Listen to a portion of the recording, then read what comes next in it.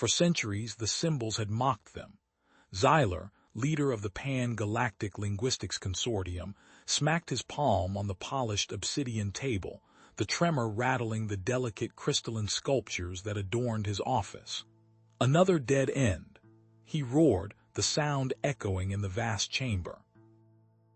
The ancient language, a tapestry of swirling glyphs and impossible geometries, had resisted every attempt at decryption, a silent testament to galactic hubris.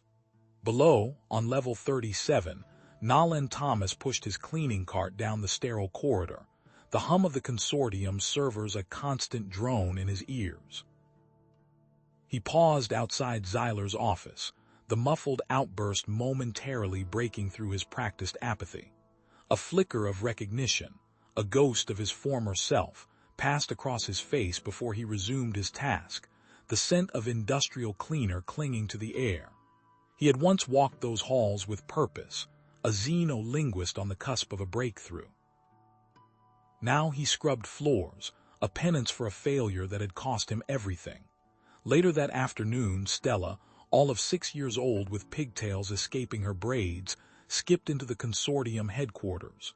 Her bright laughter was a jarring contrast to the hushed, serious atmosphere. "Daddy," she called, her voice echoing slightly in the cavernous lobby.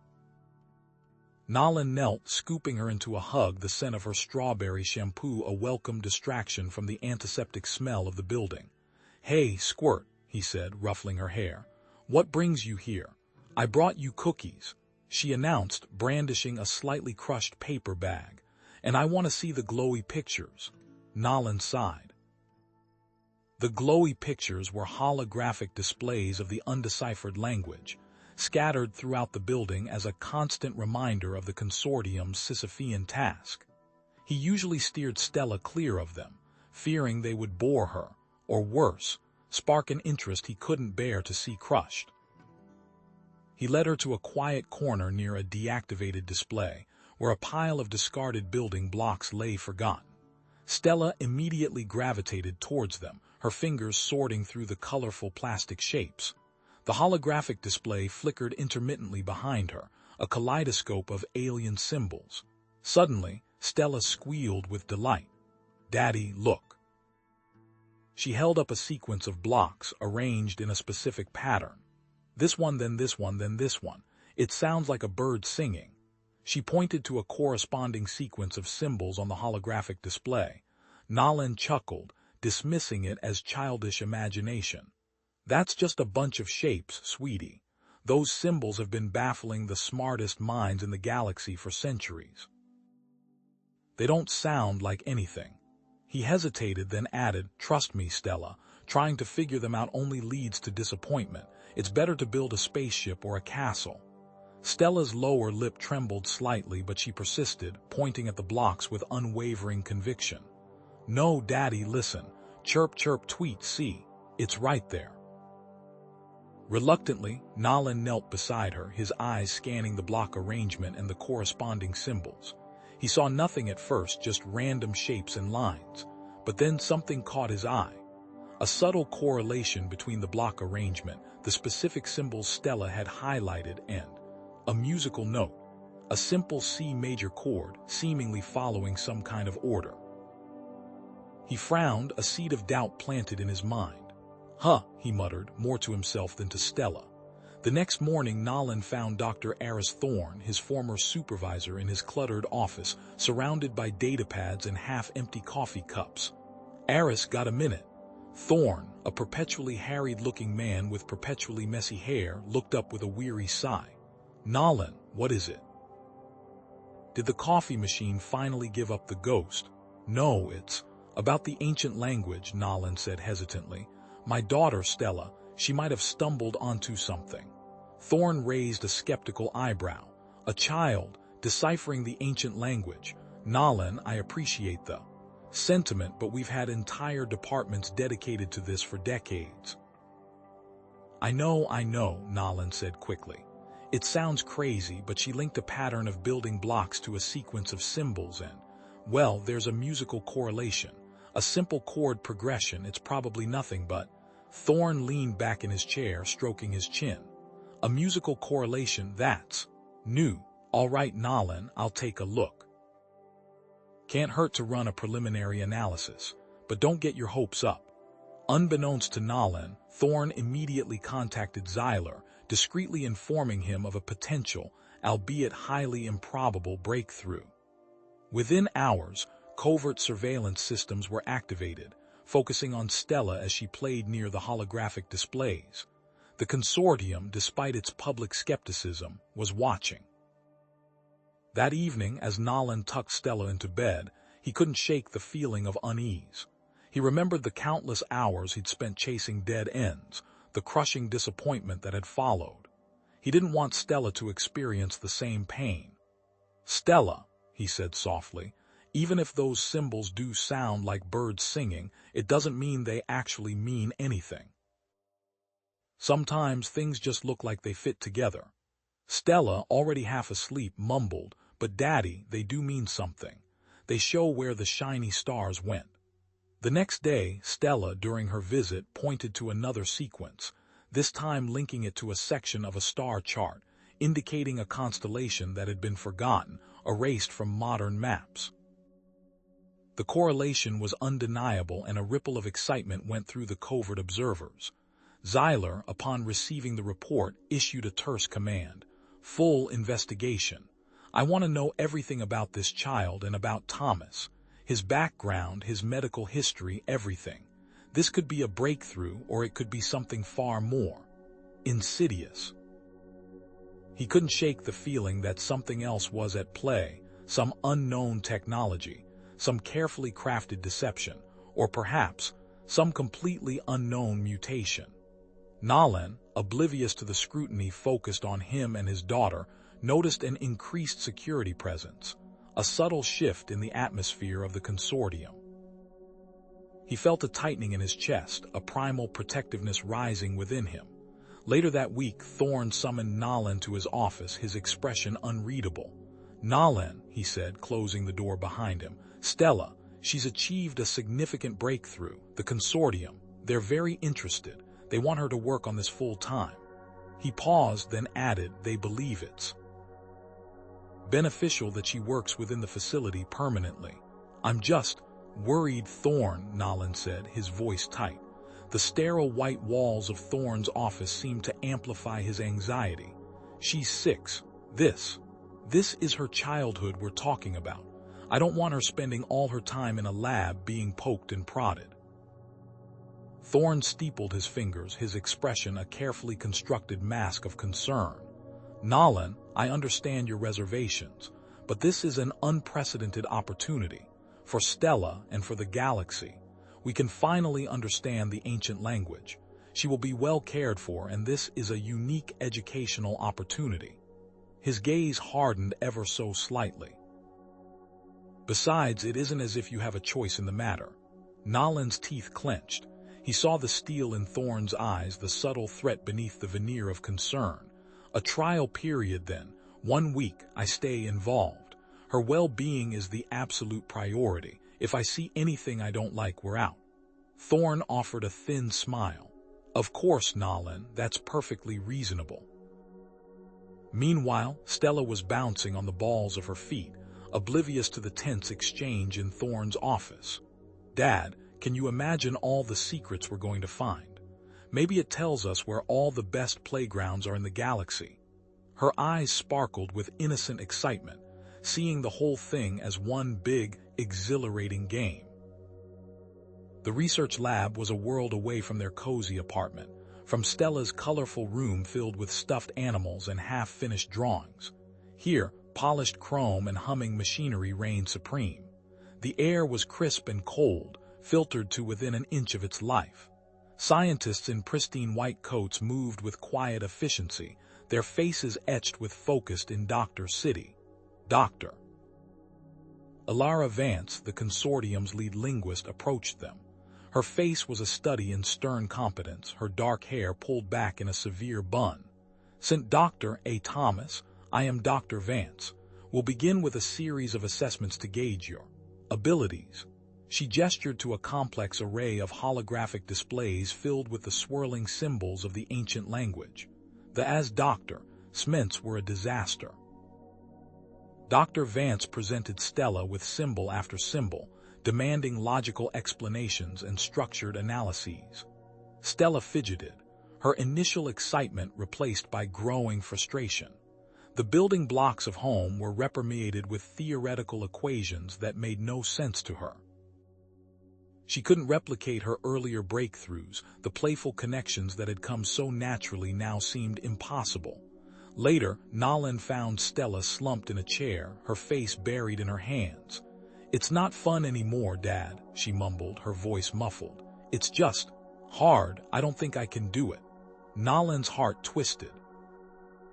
He wanted to scoop her up and take her home, away from the sterile, soul-doctor-sheeing environment. He approached Dr. Vance. "She needs a different approach. Let her play with the symbols, use the building blocks, Musey Doctor, let her make connections in her own way."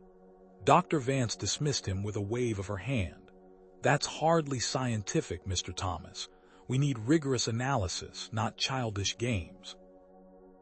That night, Stella sat on the edge of her bed, tears welling in her eyes.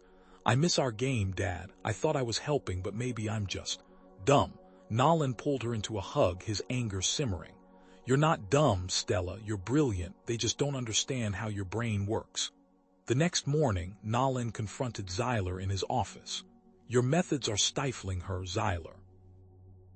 She's a child, not a lab rat. You're prioritizing results over her well-being." Zyler leaned back in his chair, his expression unreadable. "We are on the verge of a galactic breakthrough, Nolan. Sentimentally Doctor has no place here." Nolan was about to retort when Dr. Vance rushed in, her usual composure momentarily shattered. "Zyler, she's done it again. Another breakthrough, but..." She trailed off, clearly frustrated. While left alone, Stella had returned to her previous methods and was left unattended with a box of building blocks and a tablet. She had arranged the blocks in a pattern, humming a tune, and suddenly pointed at one of the holographic Doctor balls. "That one," she said. "It's like the Grumpy King, Doctor."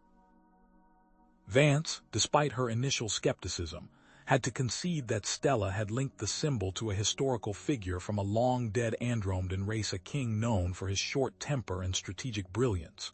She grudgingly acknowledged, "A curious association. Perhaps there's something to this unconventional approach after all, but it is still a fluke."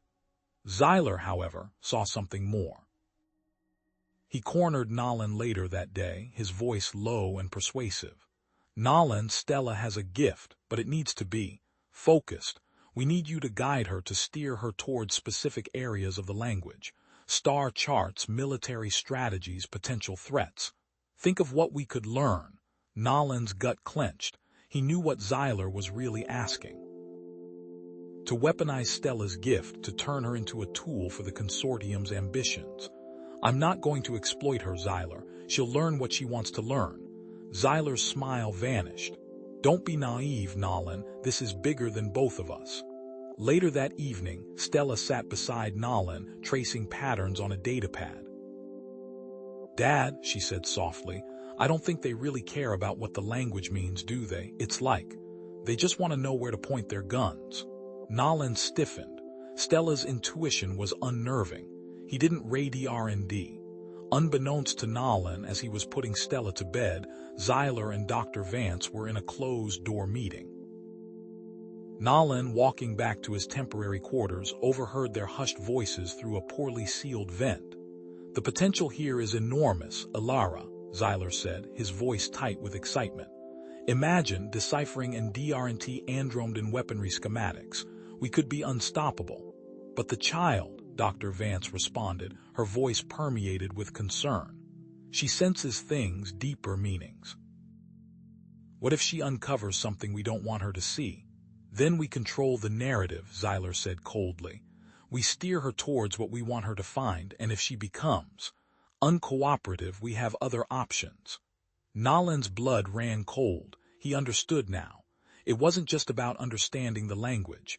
It was about controlling it, weaponizing it, and controlling Stella.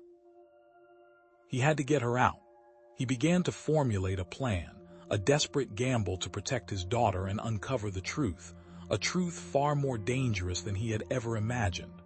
Nolan's hand trembled as he copied the latest string of symbols Stella had deciphered. Each stroke was deliberate, almost obsessive, a frantic attempt to preserve her work. He photographed the page, the flash momentarily bleaching the alien glyphs into stark white against the worn paper. He uploaded the images to a secure drive, one of many he'd squirreled a doctor, hidden in the labyrinthine server rooms beneath the consortium headquarters. He found Dr. Vance in her sterile office, the hum of the climate control a constant drone. "Doctor," he began, trying to keep his voice casual, "about the long-term goals of this research. I was wondering what's the ultimate plan for this language, beyond understanding it, I mean." Vance swiveled in her chair, her face a mask of practiced diplomacy. "Nolan, we're contributing to galactic security. Understanding the past is crucial to preventing future conflicts. This language could unlock insights into ancient power dynamics, strategies, technologies, things we can't even imagine." Her eyes flickered, avoiding his gaze. "Why do you ask?" He shrugged, trying to appear nonchalant. "Just curious. It's powerful stuff. I just hope it's used responsibly." Stella was no longer running to the translation room, excited to show off her new discoveries. Instead, she sat hunched over her notebook, the colored pencils moving in tight, frantic circles. The paper was filled with swirling patterns, variations on the alien symbols they were deciphering. He knelt beside her, his hand gently touching her arm. "Hey, Stell, what are you drawing?" She looked up, her eyes clouded with a worry that no 6-year-old should possess. "The symbols. They're talking to me, Daddy, but not like the words, like feelings." She pointed to a recurring spiral. "This one, it feels like sleep, or forgetting, but not a good sleep. Disappearing sleep." "What do you mean, disappearing sleep?" Nolan asked, his heart rate quickening. "It's a warning, Daddy, not just about what happened, but about what's coming. The dark between the stars." Nolan spent the next few hours lost in the consortium's database, a digital ocean of information. He searched for any mention of the spiral symbol, sifting through archaeological reports, linguistic analyses, and cultural studies. Most entries dismissed it as an irrelevant cultural metaphor, a common motif in Andromedan art. But then, buried deep within a forgotten subfolder, he found it. A suppressed research paper from a long-dead xenoarchaeologist. The paper suggested the spiral represented a dormant celestial entity, a phenomenon that consumed entire worlds, leaving nothing but empty space in its wake. Xyler had personally dismissed the theory as speculative nonsense. The next day, Xyler summoned them to his office, the sterile air thick with unspoken pressure. "Stella," he said, his voice unctuous, "we have some very important star charts embedded within the ancient texts. I need you to translate them accurately. Do this, and I'll personally guarantee your father's reinstatement to his former position. Think of the resources we can give you then." Stella looked at Nolan, her eyes wide with uncertainty. "Daddy, is this helping people, or hurting them?" Her question hit him like a physical blow. He'd been so focused on protecting her, on proving himself, that he hadn't stopped to consider the true implications of their work. Later that afternoon, Nolan watched through the observation window as consortium scientists subtly altered Stella's translations, twisting the Andromedan star charts to fit their preconceived notions about galactic power struggles and strategic resource locations. The air tasted like ash in his mouth. That night, under the guise of his janitorial duties, Nolan began gathering supplies. He pilfered nutrient packs from the commissary, a medical kit from the infirmary, and a portable translator from the repair bay. He knew the consortium monitored everything, but his access was ubiquitous, his presence so commonplace that he was practically invisible. He tried contacting old colleagues, xenolinguists he'd trusted before his fall from grace. But one by one they turned him away, their voices tight with fear. "Nolan, you don't understand," one whispered. "The consortium, they have eyes everywhere. I can't afford to get involved." He returned to their small living quarters to find Stella asleep, her brow furrowed. He touched her forehead and felt a cold sweat. She stirred and her eyes fluttered open. "Daddy," she whispered, "I saw them, the Andromedans. Their sky was burning. Something is coming, Daddy, something big and dark." During their next session, Stella pointed to a specific symbol within the star chart, a variation of the spiral but interwoven with lines that seemed to radiate outwards. "It's not just a map, Daddy," she said, her voice barely a whisper. "It's a shield. A barrier against the dark. It is a force that consumes worlds." That was it. Nolan finalized the escape plan. He knew a network of maintenance tunnels snaked beneath the facility, rarely used and poorly monitored. He could use his access codes to bypass the main security checkpoints and slip away unnoticed. He looked at Stella, her face pale but resolute. "Tomorrow," he said, his voice low and firm. "Tomorrow we're leaving." Before he went asleep, Nolan took a small data chip and recorded a message. He knew that the consortium would erase everything they could about him and Stella. He needed the galaxy to know that what happened to them was not accidental and that they should be warned. The message read simply, "They are coming for all of us." They moved swiftly through the narrow maintenance tunnels, the hum of the consortium facility fading into a dull throb behind them. The air hung thick with the scent of stale lubricant and ozone. Stella, usually so full of boundless energy, lagged slightly, her small hand gripping Nolan's tightly. She paused, her brow furrowed. "Dad, what about the others, the researchers? They don't know." Her voice, usually bright, was tinged with worry. Nolan knelt, his gaze softening. He placed a hand on her shoulder, his touch reassuring. "We'll find a way to warn them, Stell, I promise. But right now we need to get out of here. We can't help anyone if we're locked up." As they rounded a corner, a security bot lurched into view, its optical sensors flickering erratically. It spun in a jerky circle, emitting a series of confused beeps. "Intruder alert! Intruder alert!" Nolan cursed under his breath. "Stay behind me, Stell." He pulled a multi-tool from his belt, his fingers flying across the control panel on the bot's chassis. Sparks flew as he bypassed its primary circuits. With a final shudder, the bot slumped to the floor, its lights extinguished. They continued deeper into the tunnels, the silence broken only by the drip, drip, drip of condensation. Suddenly, Stella gasped, clutching her head, her face contorted in a grimace of terror. "Stella, what is it?" Nolan dropped to her level, his voice permeated with panic. Her eyes were wide, unfocused. "Dark, so dark, a world, it's all gone." Her voice trembled. "It's eating everything, Dad." Nolan pulled her close, wrapping his arms around her. "It's okay, Stell, it's okay, I'm here. Whatever you saw, it's not real, not yet." He held her tightly, trying to shield her from the unseen horror. They reached the exit point, a nondescript metal door that led to the exterior of the facility. But as Nolan approached, he saw that it had been sealed off, a newly installed security door blocking their path. A complex locking mechanism, etched with unfamiliar symbols, gleamed ominously. "Damn it," Nolan muttered. "They were expecting us." He ran his hand over the smooth metal, frustration tightening his jaw. He turned to Stella, hope flickering in his eyes. "Think you can help me with this, kiddo? Any of those symbols look familiar." Stella stepped forward, her gaze fixed on the door. She pointed to a series of interlocking glyphs. They're like the ones in the warning. They control the flow, the energy." Nolan examined the symbols, his brow furrowed in concentration. He pulled out his multi-tool, selecting a fine-tipped probe.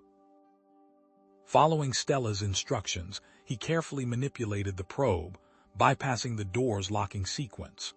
A series of clicks echoed through the tunnel, and the door hissed open. They slipped through the opening, emerging into a deserted area on the outskirts of the consortium headquarters. The air was crisp and cold, a welcome change from the stale atmosphere of the tunnels. As they started to make their way towards their pre-arranged Ren doctor, a figure stepped out of the shadows, blocking their path. Nolan, Stella, Wa Doctor. It was Dr. Vance. Her face was etched with concern, her eyes darting nervously around the deserted area. "Dr. Vance, what are you doing here?" Nolan asked, his hand instinctively moving towards his tool belt. "I'm here to help you," Vance said, her voice urgent. "I know what Xyler is planning. I can't stand by and watch him weaponize that language. He's obsessed with power, and he doesn't care who gets hurt in the process." She reached into her coat and pulled out a small device. "This will block the consortium's tracking signals, and I have a secure location outside their reach. You need to get there now." She pressed the device into Nolan's hand. "Xyler knows about Stella's ability. He suspects she's the key to deciphering the full message. He won't stop until he has her." Stella stepped forward, her eyes fixed on Vance. "I saw something.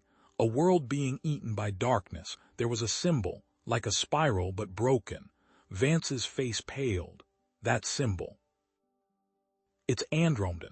It represents a planetary defense system designed to repel something, but it's ancient. I thought it was just a myth." Nolan looked from Stella to Vance, his mind racing. "So what you're saying is Stella's vision. It's not just some dream, it's real." "I believe it is," Vance said grimly.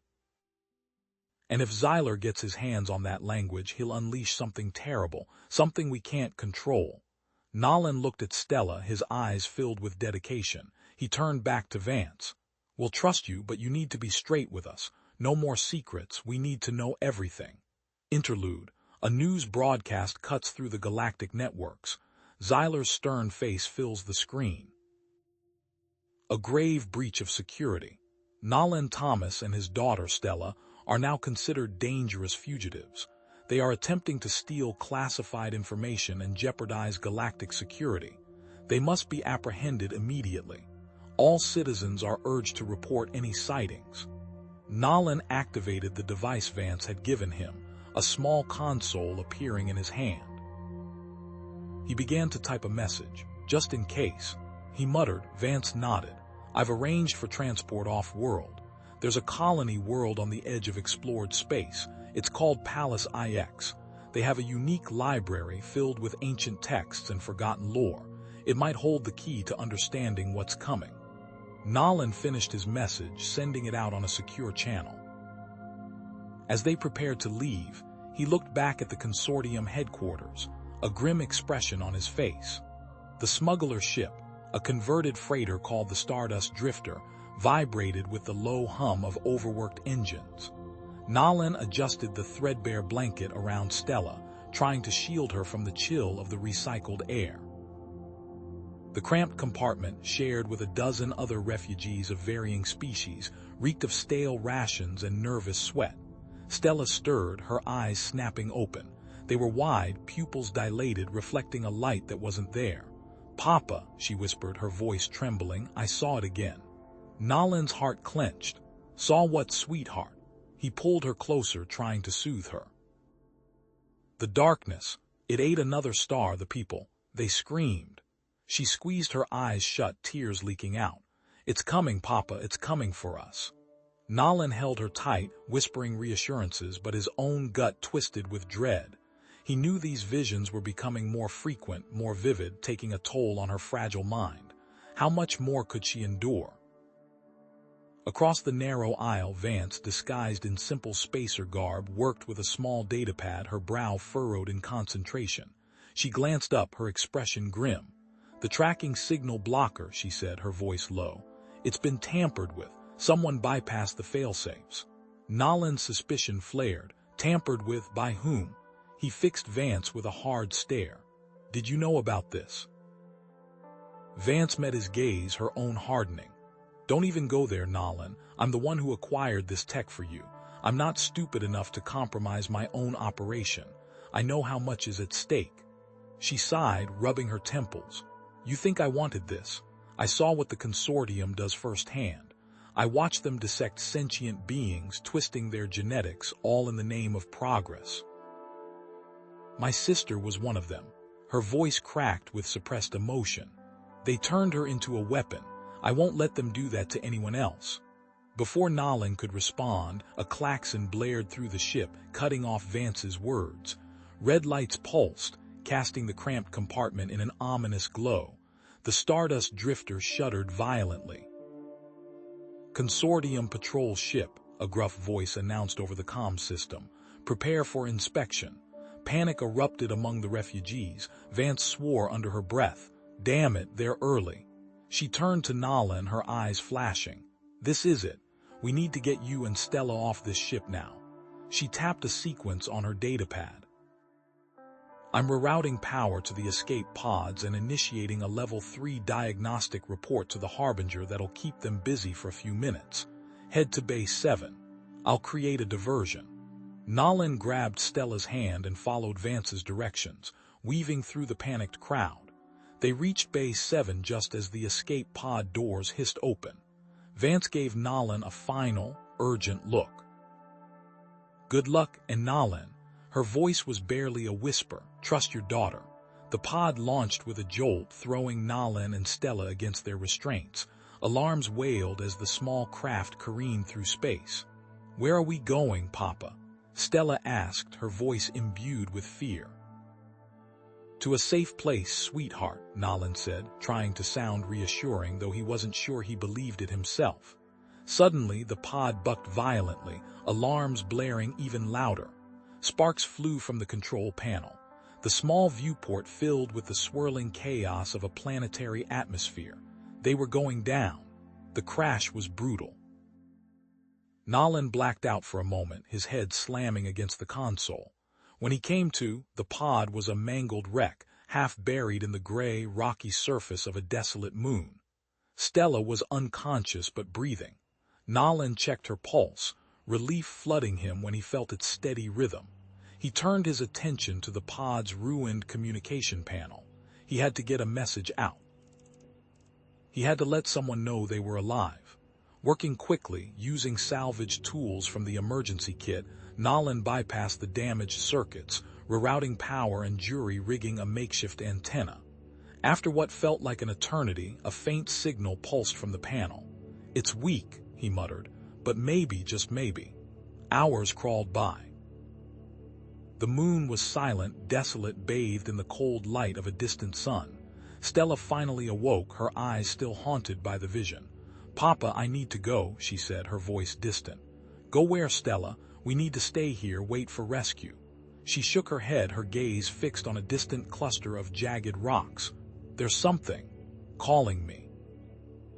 She slipped out of the pod and started walking, her small figure silhouetted against the stark landscape. Nolan hesitated, then followed, his heart pounding with a mixture of fear and curiosity. He found Stella standing before a narrow opening in the rock face, a dark cave mouth that seemed to swallow the light. A faint, almost imperceptible hum emanated from within. Stella stepped inside, disappearing into the darkness. Nolan took a deep breath and followed. The air inside the cave was cold and still, heavy with the scent of ozone and something else. Something ancient.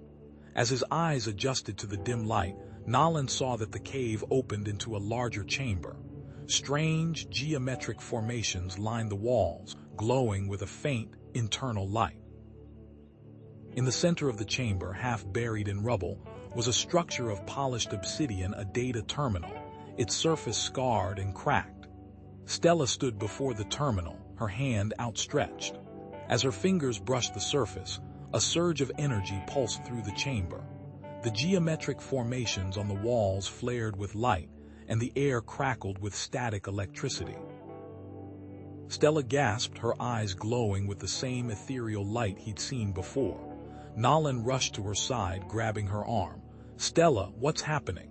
She turned to him, her expression serene. "I understand, Papa, I understand everything. The defense system. It's powered by a specific energy frequency. They hid it here, waiting." Suddenly, the hum in the cave intensified. A light appeared at the cave entrance. A ship. Relief washed over Nolan, quickly replaced by a chilling realization. The ship was a consortium vessel, and standing at the head of the boarding party was Xyler, his face a mask of cold fury.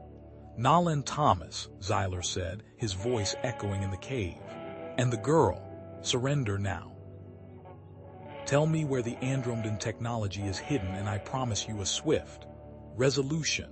Before Nolan could respond, another figure stepped out of the shadows, blocking Zyler's path. It was Vance, flanked by several armed soldiers. "Sorry to disappoint you, Zyler," she said, her voice dripping with sarcasm. "But I think you'll find this colony has a different perspective on your methods." A standoff. Nolan's heart hammered in his chest. He knew this couldn't last. Stella stepped forward, her eyes blazing with newfound confidence. "It's no use fighting," she said, her voice clear and strong. "I know how to activate the planetary defense technology, but it requires a unique code. A code only I can decipher." Zyler's eyes narrowed. "Seize the girl," he barked. Consortium soldiers surged forward. Nolan shoved Stella behind him, drawing the energy pistol he'd salvaged from the escape pod. Vance and her soldiers opened fire, energy blasts ricocheting off the cave walls. Chaos erupted. Nolan fought with a ferocity he didn't know he possessed, protecting Stella while Vance held the Consortium soldiers at bay. They fought as one, an unlikely alliance forged in desperation and a shared desire to protect the innocent. Zyler, realizing he was outmatched, barked an order to his remaining troops. "Withdraw, we will return with reinforcements." He glared at Nolan and Stella, his eyes filled with hatred. "This isn't over, Thomas. Not by a long shot." The Consortium ship lifted off, leaving Nolan, Stella, and Vance alone in the echoing silence of the cave. They had won this battle, but the war was just getting started. Nolan looked at Stella, then at Vance, a grudging respect in his eyes. They had a limited time and the darkness was coming. The fate of the colony, perhaps the galaxy, rested on the shoulders of a little girl and a code only she could unlock. Nolan barked orders, his voice echoing in the cavernous space. "Vance, reinforce that rockfall with the support struts. Stella, keep working on that code. Every second counts." The cave, damp and smelling of ozone, was barely wider than the makeshift table Stella was using, the holographic display casting eerie shadows on the rough-hewn walls. Stella, oblivious to the frantic activity around her, arranged her building blocks, her brow furrowed in concentration. Her fingers danced over the colorful plastic, a stark contrast to the ancient glyph-covered interface before her. "Dad, this one. It feels like this one," she said, holding up a blue block and then a yellow one. "Like Dew and Ray." Nolan, slamming a support strut into place, paused. "Dew and Ray? What are you talking about, sweetheart?" Vance, her voice tight, interrupted. "Nolan, the power grid's fried. Zyler's sabotage, no doubt. We need to reroute power from the geothermal generators in the colony." Nolan swore under his breath.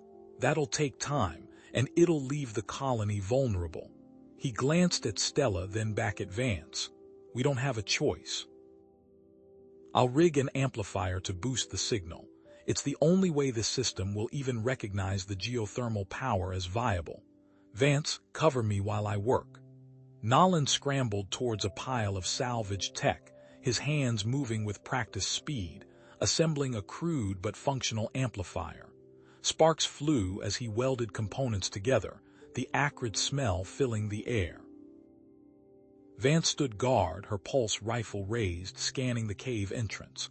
The low thrum of drilling grew louder, vibrating through the rock. Stella suddenly gasped. "I got it. I think I got it." She began tapping the symbols on the interface, her fingers mimicking the arrangement of her blocks. "Do, re, mi, fa." The system sputtered, then displayed a wall of glyphs. A frustrated sigh escaped Stella's lips.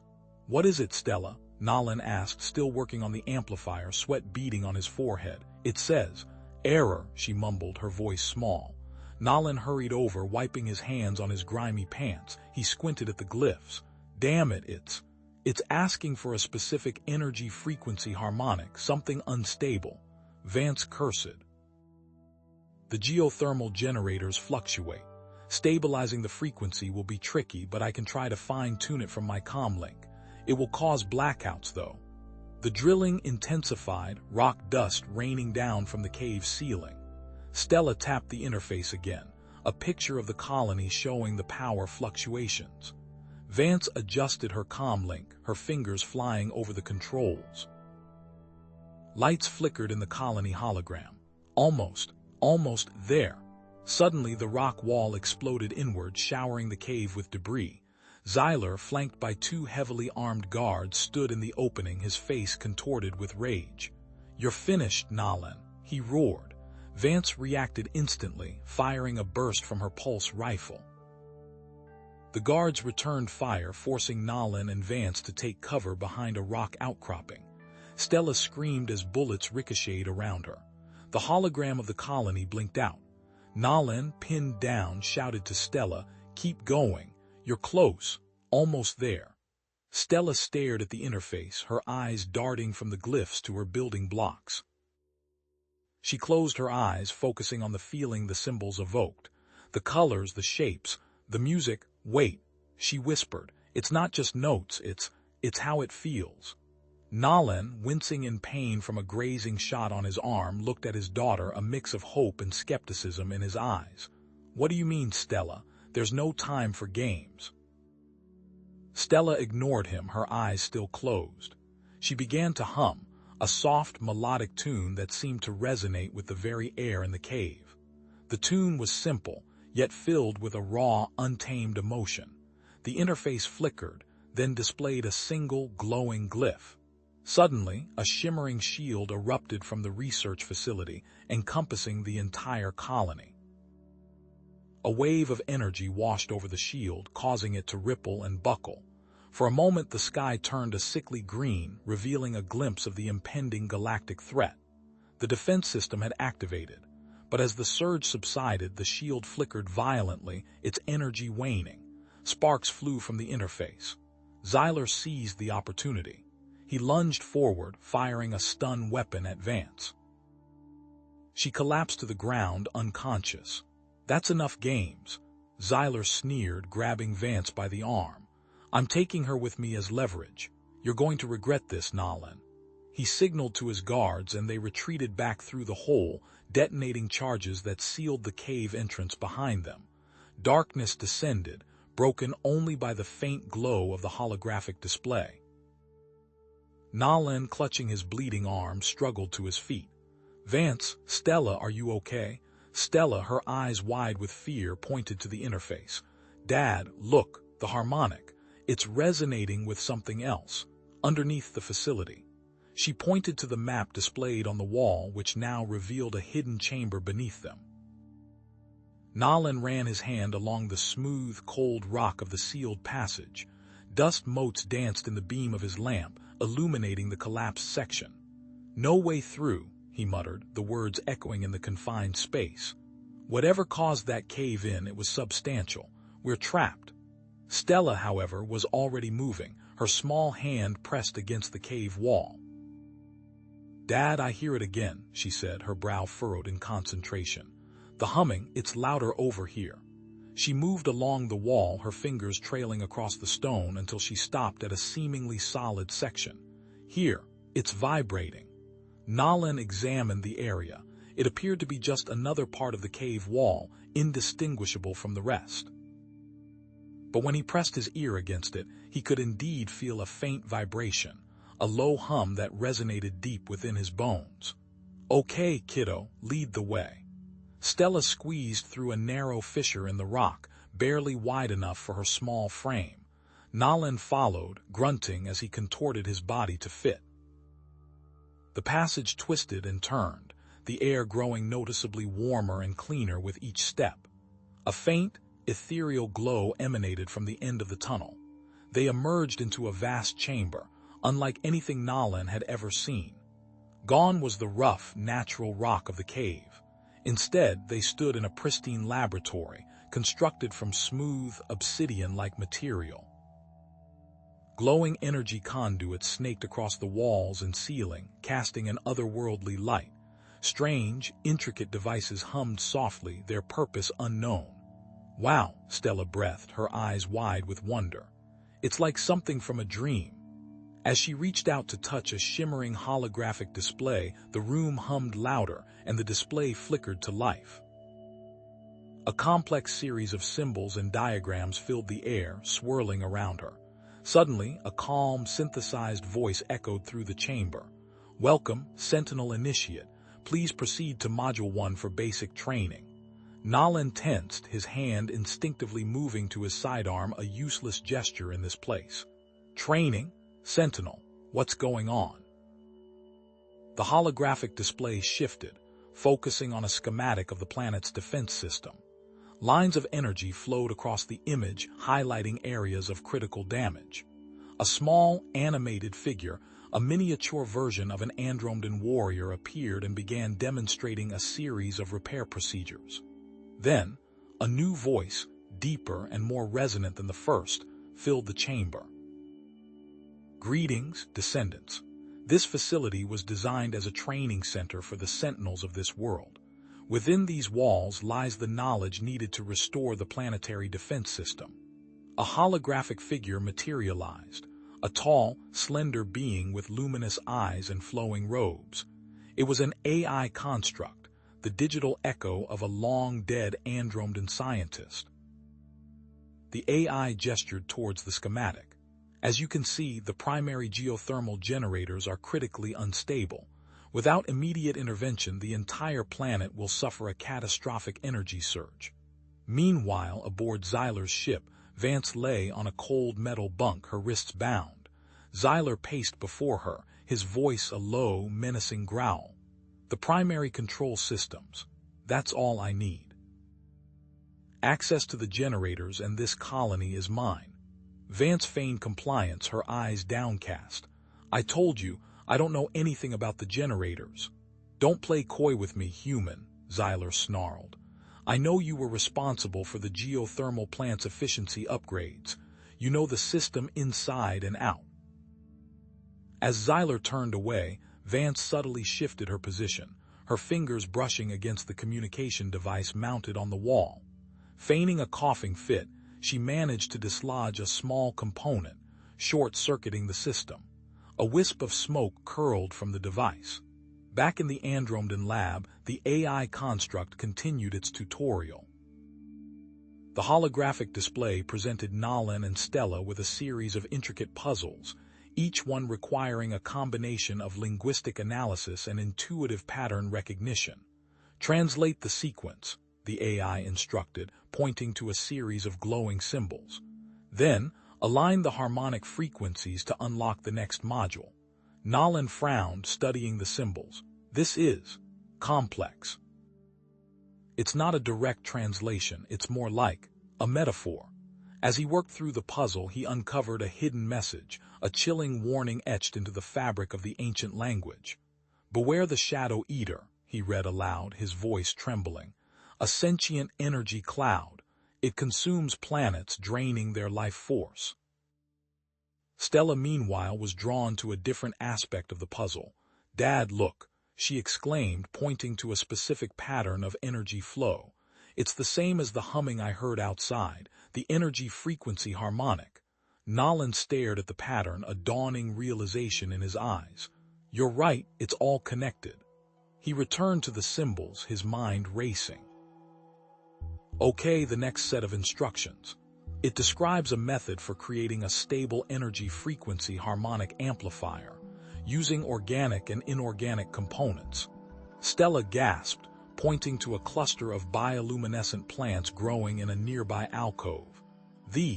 "They're glowing with the same energy. They need to be combined with the geothermal energy, Dad. I can feel it." On Xyler's ship, Vance coughed again, the sound masking the faint crackle of the damaged communication device. She had managed to reroute the power, sending a garbled distress signal into the void. It was a long shot, but it was her only hope. Xyler whirled around, his eyes narrowed. What was that? He examined the communication device, his face contorting with rage. "Sabotage. You dare defy me, human." But then a cruel smile spread across his face. "No matter. You've become too valuable to eliminate. I need you. We're going to the generator control room. You're going to help me take control of this colony, one way or another." Back in the lab, Nolan and Stella successfully solved the training simulation, unlocking a new section of the chamber. The walls slid open, revealing a deactivated Andromedan repair drone, sleek and powerful, its metallic surface gleaming under the ethereal light. "Excellent work," the AI construct said, its voice filled with approval. "The final step is to activate the repair drone and send it to the central control hub. It is the only way to stabilize the geothermal generators and prevent a planetary catastrophe." Suddenly, the chamber began to shake violently. Dust and debris rained down from the ceiling. The energy conduits flickered erratically, their glow intensifying. "The energy surge," Nolan shouted, grabbing Stella's hand. "The system is destabilizing. We have to move now." He glanced at the repair drone, then back at Stella. "We don't have much time. We need to activate that drone and get out of here before this whole place collapses. We need to activate that drone and get out of here before this whole place collapses." Nolan tightened his grip on Stella, the tremor beneath their feet intensifying. Metal shrieked, and a shower of sparks rained down as another section of the ceiling gave way. He ducked, shielding her with his body. Dust choked the air, making it hard to see, hard to breathe. His heart hammered against his ribs. "Gotta keep her safe. Gotta get her out." Stella coughed, pointing a small finger towards a recessed panel in the wall, half hidden behind a tangle of severed cables. "Daddy, the robot fixer, it goes in there." Nolan squinted. She was right. An access port almost swallowed by the chaos. But it was sealed, intricate symbols etched around its perimeter, the ancient language. He cursed under his breath. Of course, nothing was ever easy. He focused, the familiar pattern swimming into view despite the adrenaline surging through his veins. He remembered the sequence, a complex series of tonal shifts represented visually. His fingers danced across the damaged control interface, inputting the code. A click, and the port slid open with a hiss. "The energy readings are critical," the AI construct's voice echoed, tinny and distorted through the failing comm system. "Structural integrity is compromised. Evacuate immediately." He ignored it, his attention fixed on the drone bay. A small, spherical repair drone sat dormant, waiting, but a jagged piece of debris had pierced the activation mechanism, rendering it useless. "It's broken, Daddy," Stella said, her voice small but clear. Nolan's shoulders slumped. He was so close. He scanned the wreckage, desperation clawing at his throat. Useless. All useless. Stella, however, was already rummaging through her backpack. She pulled out a handful of colorful components, salvaged circuit boards, wires, and a few glowing pieces of bioluminescent plant life she'd collected earlier. "I can fix it," she declared, her eyes shining with drive. He watched, dumbfounded, as she began to work, her small fingers surprisingly deft. She connected wires, slotted circuit boards into place, and used the bioluminescent plants to create a makeshift energy conduit. It was impossible, yet somehow it was working. "Okay, Daddy, push the button." He hesitated, then pressed the activation switch. The drone hummed, sputtered, and then whirred to life, its tiny optical sensors glowing. But as it prepared to launch, a surge of energy pulsed through the lab, causing a power fluctuation. The drone stalled, its lights flickering. Come on," Nolan muttered, his breath catching in his throat.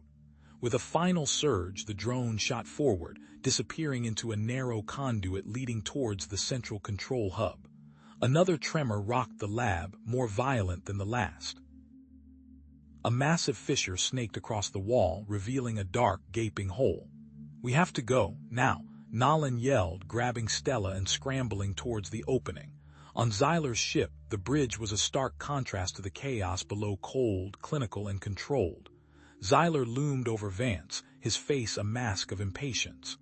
"Begin the sequence, Vance.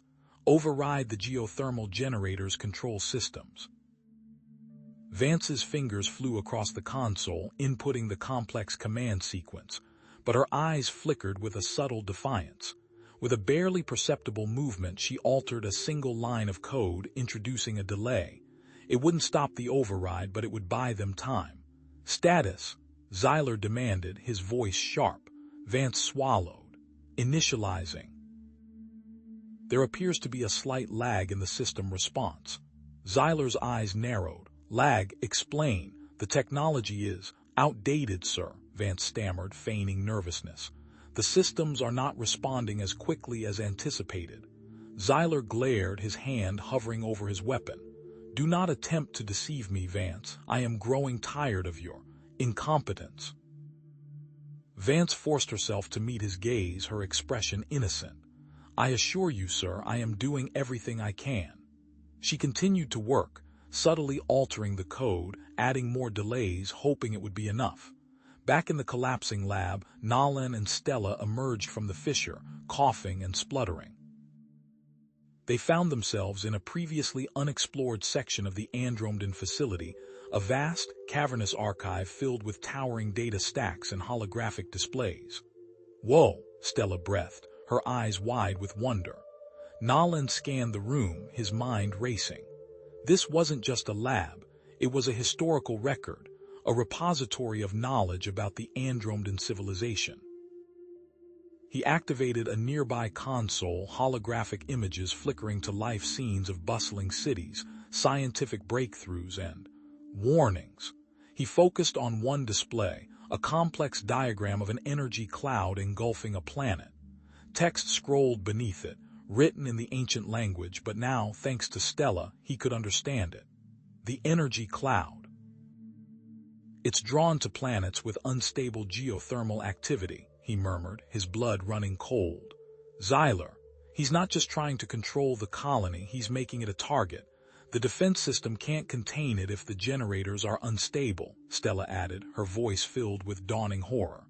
Stella pointed to a holographic map of the colony. Daddy, look, more places to make heat. Like the one Zyler is at. She tapped one of them. This one is close. Nalan stared at the map, realization hitting him like a physical blow. They had to stop Zyler. It was the only way to save the colony. Come on, Stella, we're going after him. In the central control hub, the repair drone had reached its destination. It hovered before the main control panel, its tiny manipulators working feverishly to repair the damaged circuits. The main screen flickered, displaying a cascade of error messages. Then, slowly, painstakingly, the system began to stabilize. But the screen remained dark, showing that the system was only partially restored. The geothermal generators are destabilizing, the AI construct announced, its voice filled with urgency. A feedback loop is imminent. The energy cloud's attraction is amplifying exponentially. The screen went black. The corridors twisted and turned, alien geometries pressing in from all sides. Stella, clutching the crude map she'd pieced together from glimpses, pointed left. This way, Dad. I remember the shimmer stones. Nalan squinted. Embedded in the wall were clusters of crystalline formations that pulsed with a faint internal light. Shimmer stones, indeed. He'd missed them entirely. Automated turrets, sleek and silent, swiveled from hidden alcoves, their energy barrels glowing with lethal potential. Stella tugged at his sleeve, her eyes wide but focused. Over there. The conduits. A laser grid blocked their path, a latticework of crimson energy that would vaporize anything that touched it. Nalan cursed under his breath. Damn it, Stella, stay back. But Stella was already moving, her fingers tracing the path of thick, translucent conduits that snaked along the wall. The power. It's all wrong, she murmured, her brow furrowed in concentration. With a speed that belied her age, she began rearranging the conduits, snapping them into different configurations. Nalan watched, dumbfounded, as the laser grid flickered and died, the crimson light fading to black. How did you? He began, but Stella was already pulling him forward. No time, come on. Across the facility in the geothermal control center, Zyler snarled. That incompetent fool, she's taking far too long. He shoved Vance aside, his scaled hand hovering over the main control panel. I'll do it myself. Maximum output, override safety protocols. A technician protested, but sir, the instability. Zyler silenced him with a glare. Silence. The consortium needs results, now. His fingers danced across the console, rerouting power, bypassing safety measures. The geothermal generator hummed, then roared, its output spiking dangerously. Vance, thrown against the wall, saw her chance. With a surge of adrenaline, she scrambled to her feet and slammed her fist against a large, red button labeled Emergency Shutdown. Alarms blared, bathing the control room in flashing red light. "You haven't won," she screamed before Zyler's guards seized her, their grips like iron. Nalin and Stella burst into a vast chamber. Before them, a holographic display shimmered, showing a swirling, chaotic mass of energy, the cloud. Projected onto a map of the colony, its path was clear, directly over a densely populated urban center. A cold dread washed over Nalin. "We're running out of time," he rasped. The AI construct's voice echoed through the chamber. "The colony's defense system relies on a stable geothermal energy source to power a containment field. That stability has been compromised." The holographic display flickered, showing schematics of the energy grid. Stella pointed to a section of the display. "Look, Dad, he's taking power away from the containment field." Nalin's blood ran cold. Zyler wasn't just amplifying the geothermal output, he was deliberately weakening the colony's defenses. He's creating a feedback loop, Nalin realized, pumping more energy in to get more energy out, but at the cost of the containment field. "Overload imminent," the AI construct warned, its voice filled with urgency. "My processing power is insufficient to correct the imbalance. My systems are damaged." "We have to reroute the power manually," Nalin said, his mind racing. Back to the containment field generators. He consulted the holographic display, but the access point, it's heavily guarded. A sudden power surge rocked the chamber, throwing sparks from damaged consoles. A miniature version of the energy cloud, a swirling vortex of crackling energy, manifested near the ceiling, arcing bolts of electricity. Stella gasped. "Dad, look, the broken machines. They're making a sound." Nalin listened, a high-pitched whine, a specific frequency resonating from the damaged equipment. It was faint, almost imperceptible, but it was there. Stella was right, and something about that frequency. It seemed to be interacting with the energy cloud. In the geothermal control center, Zyler watched as Vance was dragged before him, bruised and bleeding. "Where is he?" Zyler hissed, his reptilian eyes narrowed. "Where is Nalin?" Vance spat in his face. Zyler backhanded her, sending her sprawling. "Tell me, what did you sabotage? Where is he hiding?" Vance coughed, blood trickling from her lips. "I'll die before I help you destroy this colony." Zyler smiled, a chillingly cruel expression. "Perhaps, but you will tell me what I need to know." "The containment field. Is it vulnerable?" Vance closed her eyes, but Zyler already knew the answer. Nalin and Stella approached the access point to the containment field generator control room. Two heavily armed guards stood watch, their weapons trained on the corridor. "We need a distraction," Nalin muttered. Stella's eyes lit up. "The frequency, the one from the broken machines. What if we could make it stronger, overload their system?" Nalin stared at her, impressed. "It might work, if I can amplify it."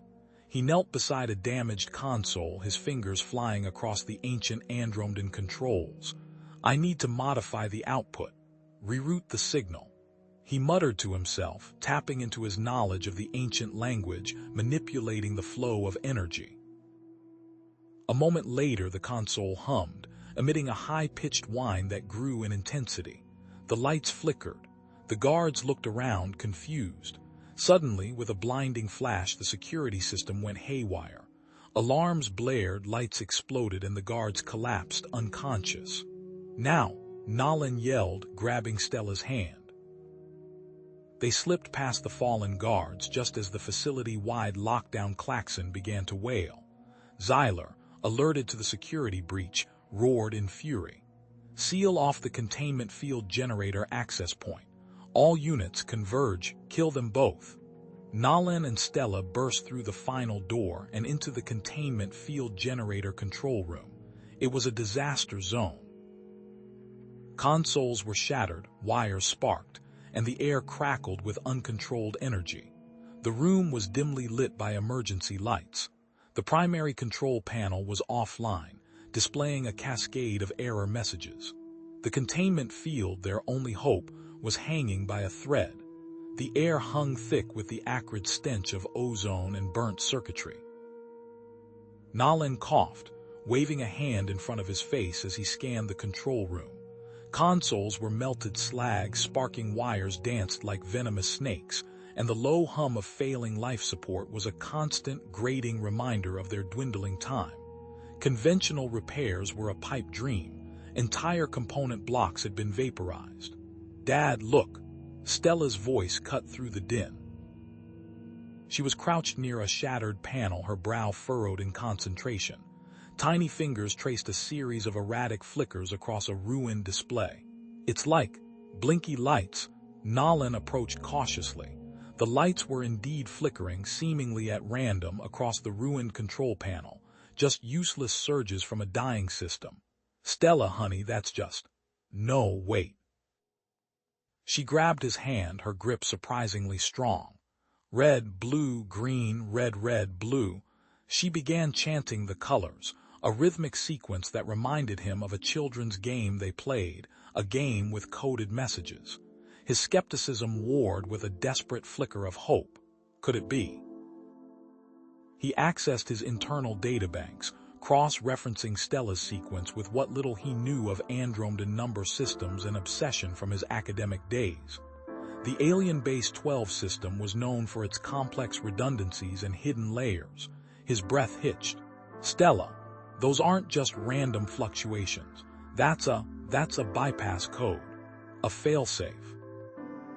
Something the Andromedans, in their meticulous paranoia, had designed to manually reroute power in case of catastrophic damage.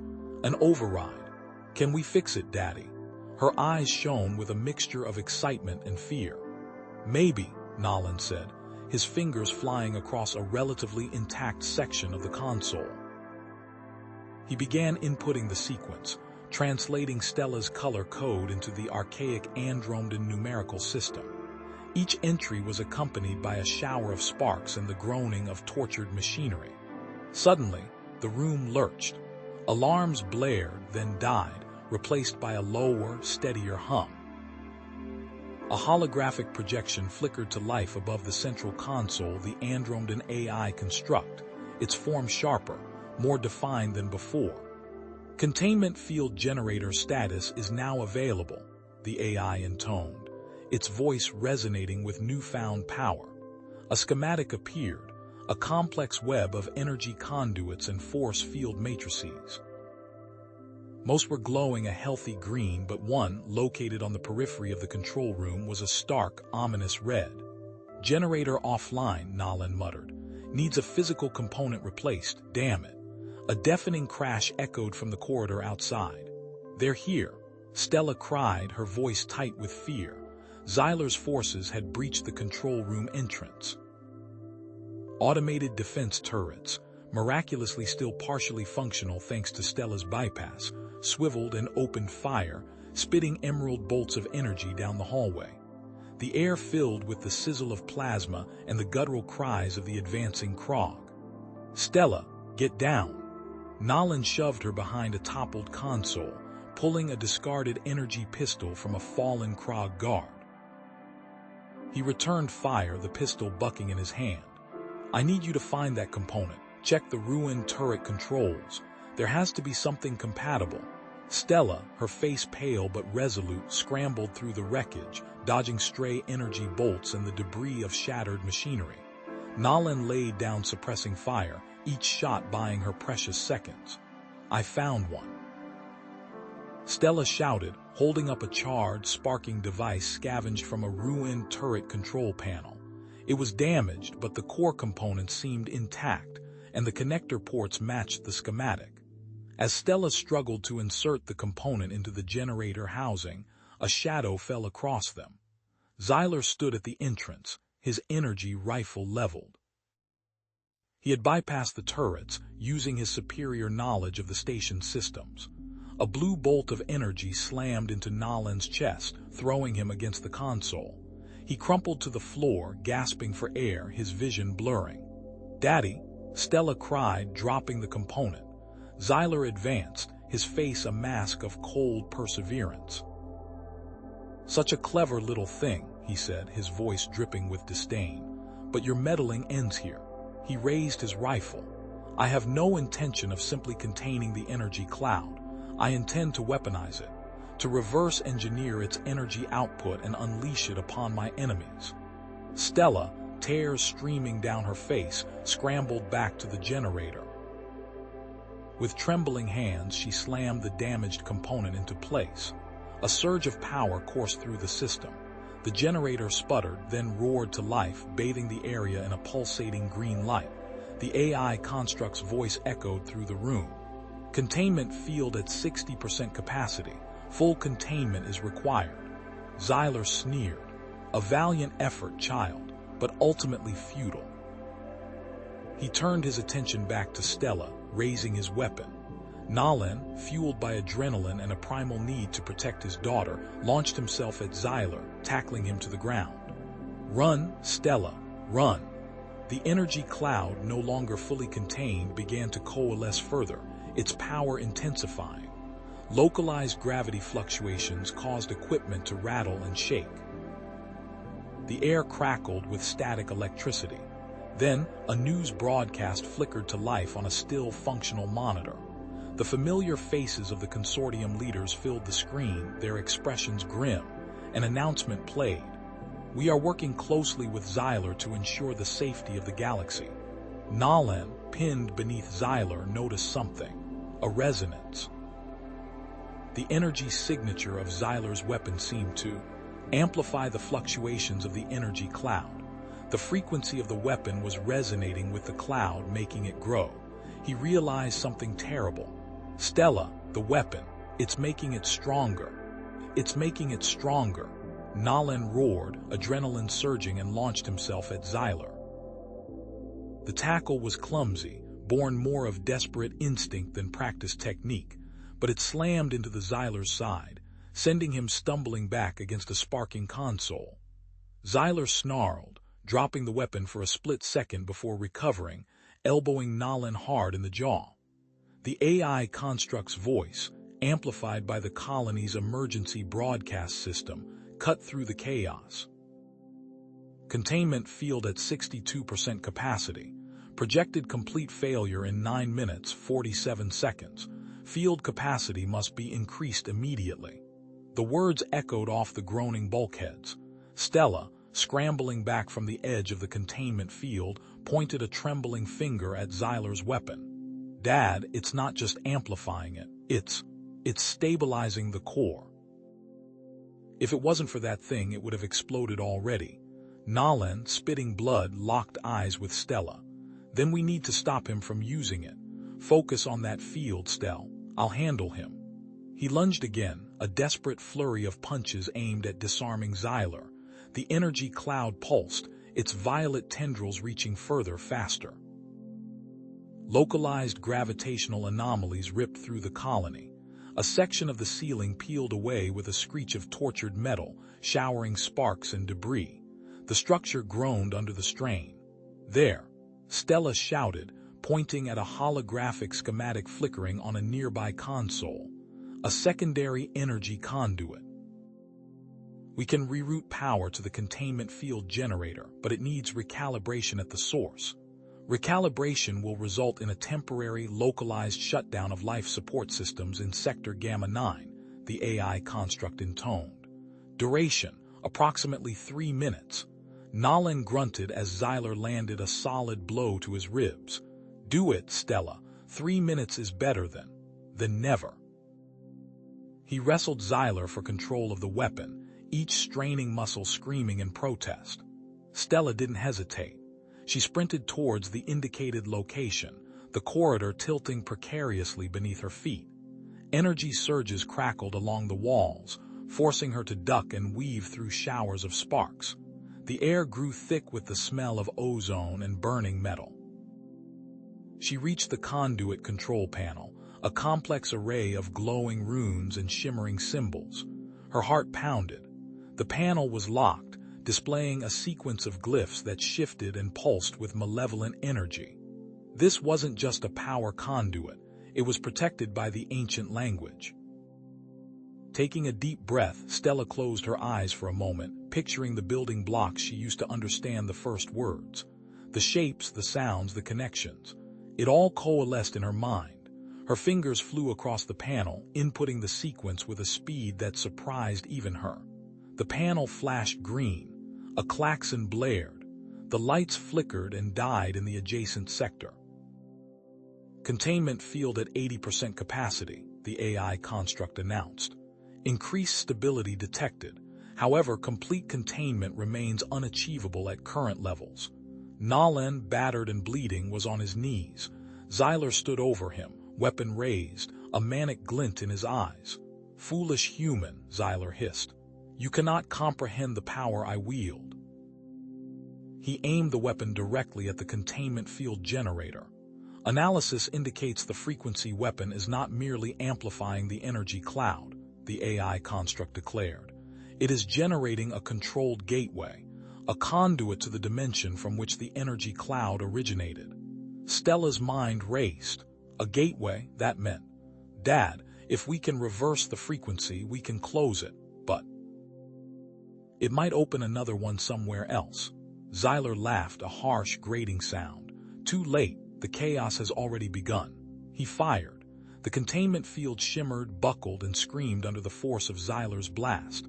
Alarms blared, red lights strobed, and the very air crackled with uncontrolled energy. The AI construct's voice was strained. Containment field integrity at 47%. Catastrophic failure imminent. A news feed flashed across a damaged monitor. Breaking, consortium official Xyler identified as deep agent. Evidence suggests long-term conspiracy to destabilize. Stella stared at the screen, her blood running cold. Xyler wasn't just a rogue scientist. He was part of something bigger, something far more sinister. The consortium. They were all in on it. She looked at her father, struggling to rise, his face a mask of pain and purpose. She looked at the failing containment field, the encroaching chaos, the looming threat of another dimension. They were on their own. She had to stop Xyler. She had to fix this, or the world would end. The klaxons blared, a guttural, repeating shriek that amplified the rising tide of panic. Red emergency lights strobed across the colony sector, painting the faces of fleeing colonists in a hellish glow. The artificial gravity flickered, throwing people off balance, their cries echoing through the rapidly thinning air. Nolan stared at the security monitors, his face grim. Each screen showed a different slice of the unfolding disaster. Colonists clawing at sealed doors, their faces pressed against the transparent barriers. Medical teams struggling to revive the collapsing. Engineers desperately trying to reroute power. Stella stood beside him, her small hand gripping his. Her eyes, wide but surprisingly calm, darted between the monitors, absorbing the chaos. Life support failures are spreading exponentially, the AI construct announced, its voice devoid of emotion. Projections indicate complete systemic collapse within the affected sector in approximately. A pause, almost imperceptible, then 13 minutes. Stella pointed at the weapon console, her voice clear and steady despite the pandemonium. The frequency is destabilized. It's like the gateway is breathing wrong. If we reverse the frequency, it should close. Nolan ran a hand through his thinning hair. Reversing it. Stella, that could open another gateway, somewhere else. We have no idea what's on the other side. He swallowed hard, the images on the monitors burning into his mind. Collapsing tunnels, suffocating families. But we don't have a choice, do we? No, Stella said, her gaze unwavering. We need a frequency modulator, Nolan said, his mind racing. Something precise enough to adjust the weapon's output. The consortium. They had specialized equipment in their research lab. Nolan's eyes narrowed. Xyler's access codes, he muttered, glancing at Stella. When we tackled him, I lifted them right off his belt. Might just be our lucky day. A deafening crash echoed from the corridor outside. The control room door shuddered. Nolan glanced at the security feed. A mob of colonists, their faces contorted with desperation, were trying to force their way in. They need supplies, he realized, and they think we're hoarding them. The AI's security protocols are active, the construct stated. The door will hold for approximately 2 minutes. Nolan swore under his breath. 2 minutes isn't enough. Stella, can you work with the AI to keep them out? I can try, Dad. Nolan grabbed a nearby comm unit. I need to reroute them. Give them something else to focus on.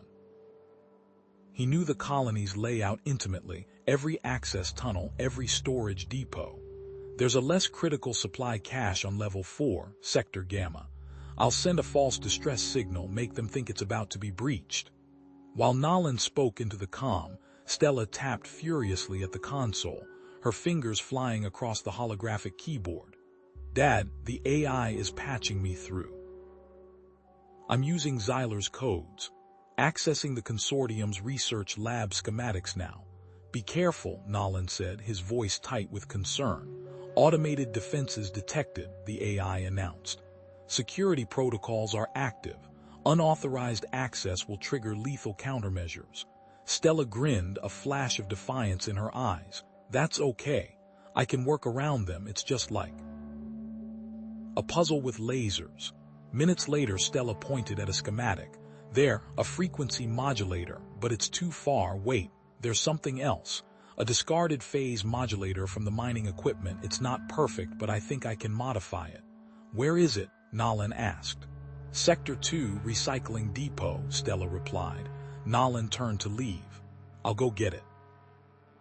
As Nolan headed out, he was stopped short by the sight of a man, his face streaked with grime and tears, frantically trying to pry open a jammed door. My daughter, the man choked out. She's trapped in Sector 3, the life support.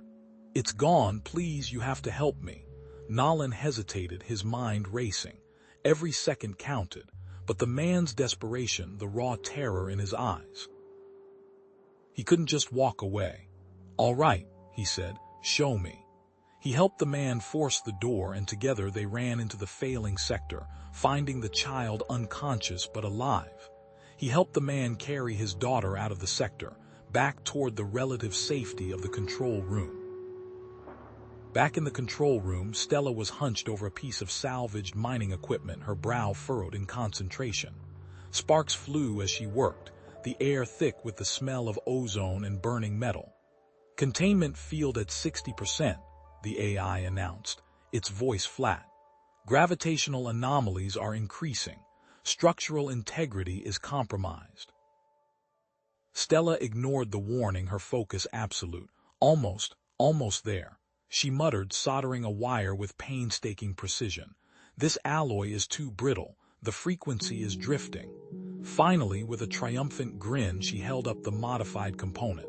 Got it. It's not pretty, but it should work. The AI's voice cut through the tension. Containment field at critical levels. 52%. Systemic failure is imminent. Nolan, back from his rescue, took a deep breath. All right, Stella, let's do this. Just then, a news report flickered onto one of the monitors. A stern-faced official announced, due to the ongoing emergency, the entire colony is now under quarantine. No ships will be permitted to land or depart until further notice. Stella ignored the announcement, her eyes fixed on the weapon console. She inserted the modified frequency modulator, her fingers dancing across the controls. Here goes nothing, she whispered, and with a final, decisive movement, activated the reversed weapon. The hum died, replaced by a strained whine as the containment field flickered, then solidified into a shimmering blue dome. The energy weapon, now inert, slumped against its makeshift mount. Containment at 70%, the AI construct announced, its voice a flat monotone that belied the urgency of the situation. However, the energy surge has destabilized the barrier matrix. A secondary gateway is forming. Location, the colony's central reactor core. Nolan swore under his breath. Of course it did. The weapon was designed with failsafes, the AI explained. To prevent misuse, closing one gateway forces another. Balance must be maintained. Stella, her brow furrowed in concentration, tapped furiously on the schematic display. Got it, the energy signature. It's resonating with the reactor's core stabilizers. Here, she pointed to a cluster of glowing symbols. These are the coordinates.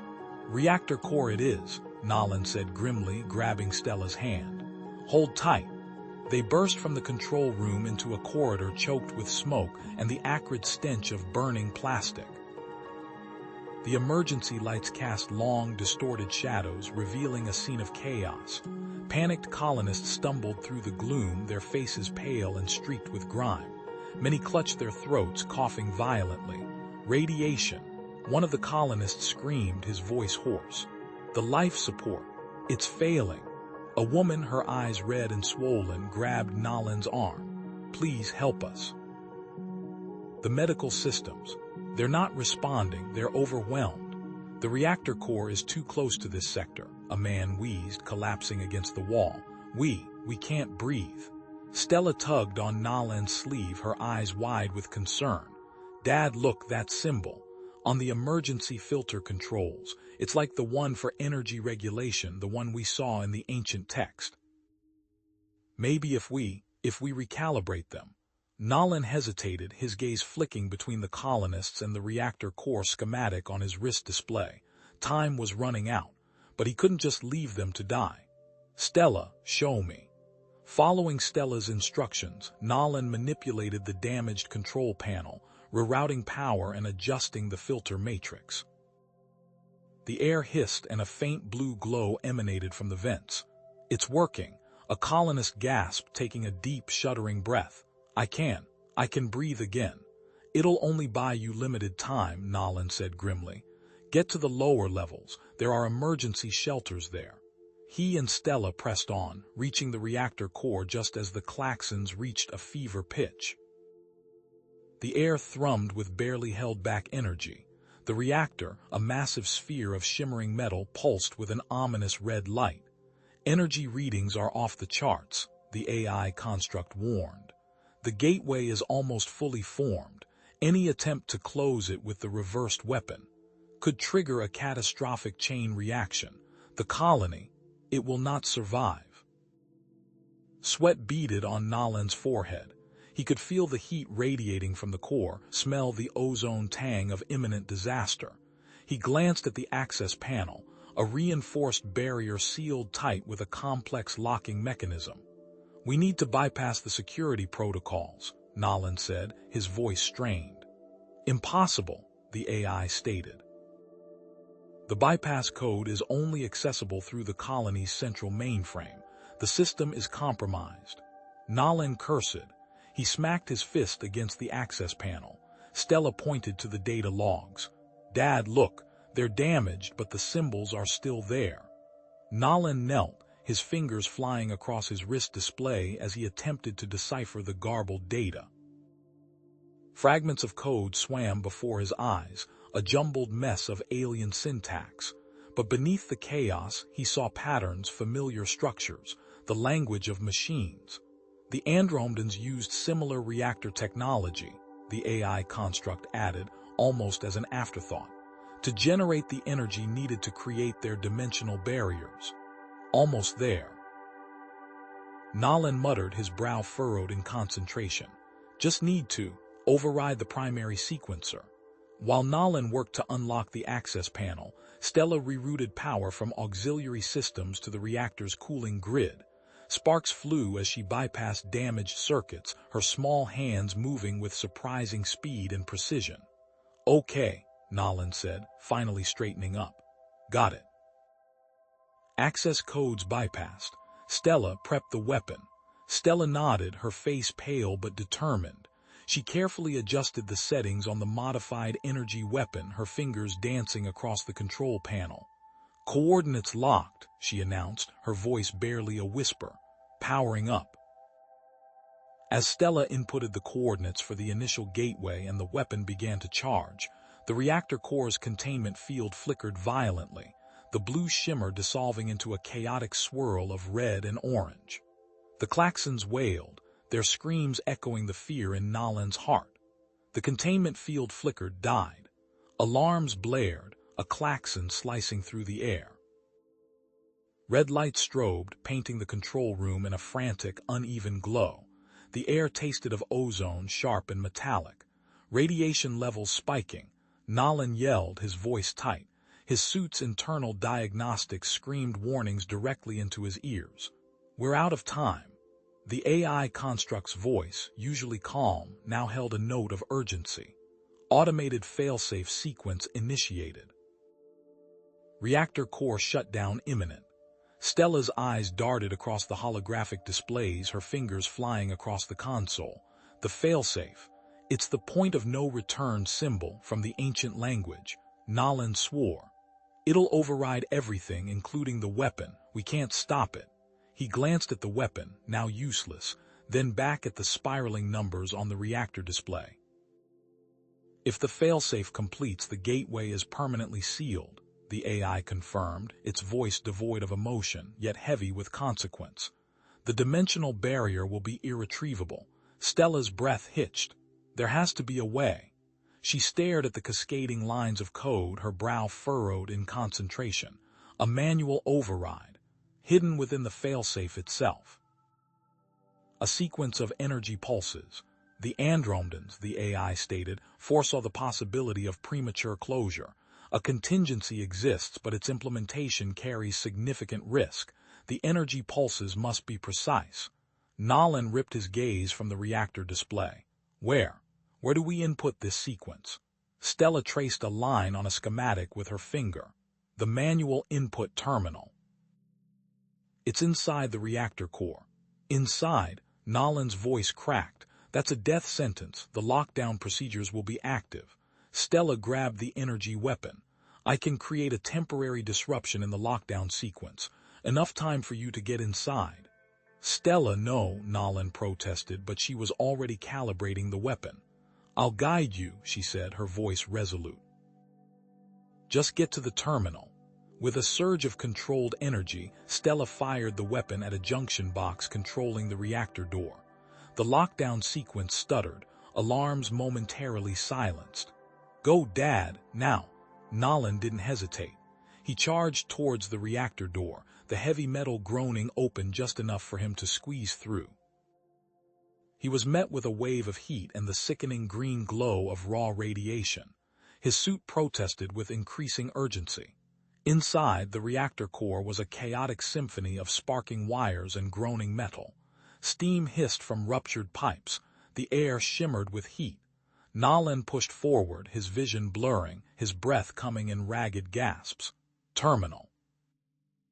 "Grid Sector 7, Stella's voice crackled in his ear. "Hurry, Dad, the failsafe timer is accelerating." He stumbled through the maze of corridors, his legs heavy, his hands clumsy. He reached the terminal, a small, antiquated panel nestled amidst a tangle of wires. His fingers fumbled for the input controls. "Okay, Dad, input sequence," Stella instructed, her voice strained. 3, 7, 2, 1. Nolan punched in the numbers, his movements sluggish. A surge of energy from the failing reactor slammed into the terminal, throwing sparks. The display flickered, then went blank, replaced by a string of error messages. "Sequence incomplete," the AI announced, its voice clipped. "Failsafe at 80%. "No," Stella cried. She stared at the sequence, her eyes widening. "The last symbol, it's not literal, it's a metaphor for balance. We need to adjust the value based on the reactor's current energy levels." "Stella, what are you talking about?" Nolan gasped, his voice weak. "If I input the wrong value, there will be catastrophic feedback." The AI warned. "The reactor will destabilize further." Stella ignored it. She closed her eyes, visualizing the reactor's energy flow, feeling its chaotic pulse. Then, with a deep breath, she typed in a new value. The screen went black. The AI was silent. The reactor began to spin faster, a high-pitched whine building to a deafening crescendo. Stella coughed, a wet, rattling sound. Nolan struggled to breathe, his lungs burning. Silence. Then the AI spoke, its voice flat. System failure. The fate of the dimensional barrier, the galaxy, rested on Stella's last, intuitive input. Nolan had to decide. Trust his daughter against all logic and the AI's warnings, or abort the override and condemn them all. The reactor's hum settled into a strained whine, but the dimensional gateway still pulsed, a tear in reality refusing to mend. Instead, it throbbed with chaotic energy, painting the air with shimmering distortions. Nolan staggered, his knees buckling. Stella cried out, her small hands reaching for him as he crumpled to the floor. "Dad," she tugged, but he was dead weight. The radiation suit, designed for containment, was useless against the raw dimensional energy pouring from the gate. Nausea slammed into Nolan. The metallic tang of blood filled his mouth. His skin burned, 1,000 tiny needles pricking his flesh. Dizzy, he gasped, "Stella, get back." His voice was a ragged whisper. Stella, ignoring him, stared past him at the gateway. The air around it shimmered, and the plants lining the observation deck began to wither, their leaves curling and turning black. A nearby metal railing, polished to a mirror sheen just hours before, was now pitted and rusted, flaking away at a touch. The air itself seemed to vibrate, causing odd visual distortions, like looking through heat haze. "Dad, look." Stella pointed, her voice tight with worry but filled with a strange understanding. "The symbols, the ones about rot." She was cross-referencing the images in her mind, the patterns she'd intuitively translated now screaming a warning he couldn't ignore. This wasn't just a gateway, it was a wound. A series of harsh, glitched tones erupted from the console. The Andromedan AI construct, its voice fractured and weak, reported critical. System. Errors, processing, speed, reduced, gateway. Instability, escalating, corruption.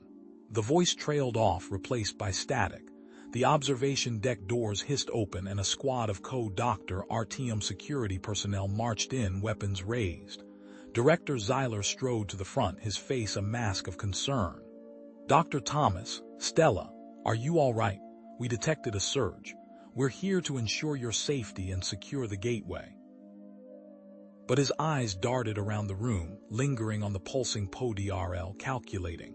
And of course to assist Stella with her invaluable research. Zyler gestured and 2 guards moved forward. "Dr. Thomas requires immediate medical evaluation, standard radiation protocol." They reached for Nolan, their faces impassive. Nolan coughed, a wet, rattling sound. He tried to push himself up, but his limbs felt like lead. He looked at Stella, her face pale with fear, then back at Zyler, his eyes cold and calculating. He was trapped, weakened, and utterly powerless to protect her. "Stella, be careful," he croaked. He was lifted onto a hovering gurney, his gaze locked on his daughter as they wheeled him away. "Don't trust them." As Nolan disappeared through the doorway, the AI's fragmented voice echoed in Stella's mind, a desperate whisper overriding the consortium's sterile reassurances. Consortium, agenda, not aligned, galactic, safety, act, independently. Stella, her heart pounding, knew what she had to do. She couldn't let the consortium control the gateway or her. She glanced at the security cameras, cataloging their positions.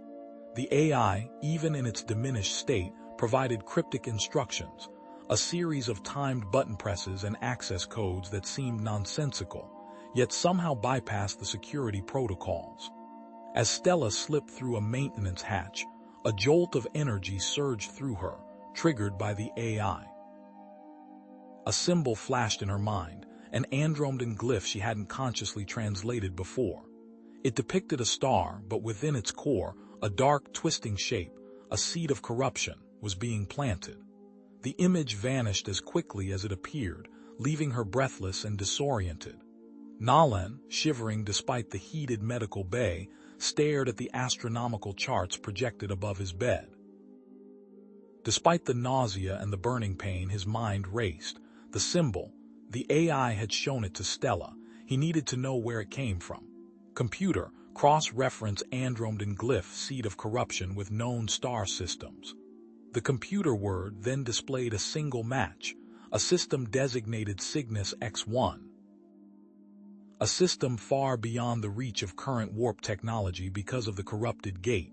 Stella, now safely away from the observation deck, muttered to herself, "Not fix. Stop it starting." Nolan understood. The tier. We can't reverse it, we have to go to the source. He knew they could still use the energy weapon, now repurposed for containment, to cauterize the tier, severing the link.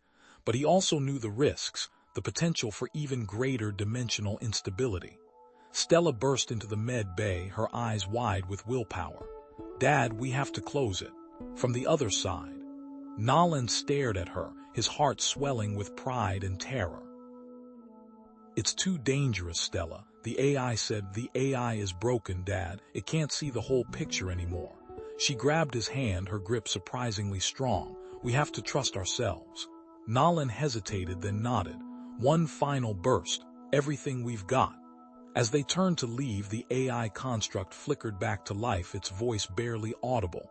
"Asteroid, field, sector gamma.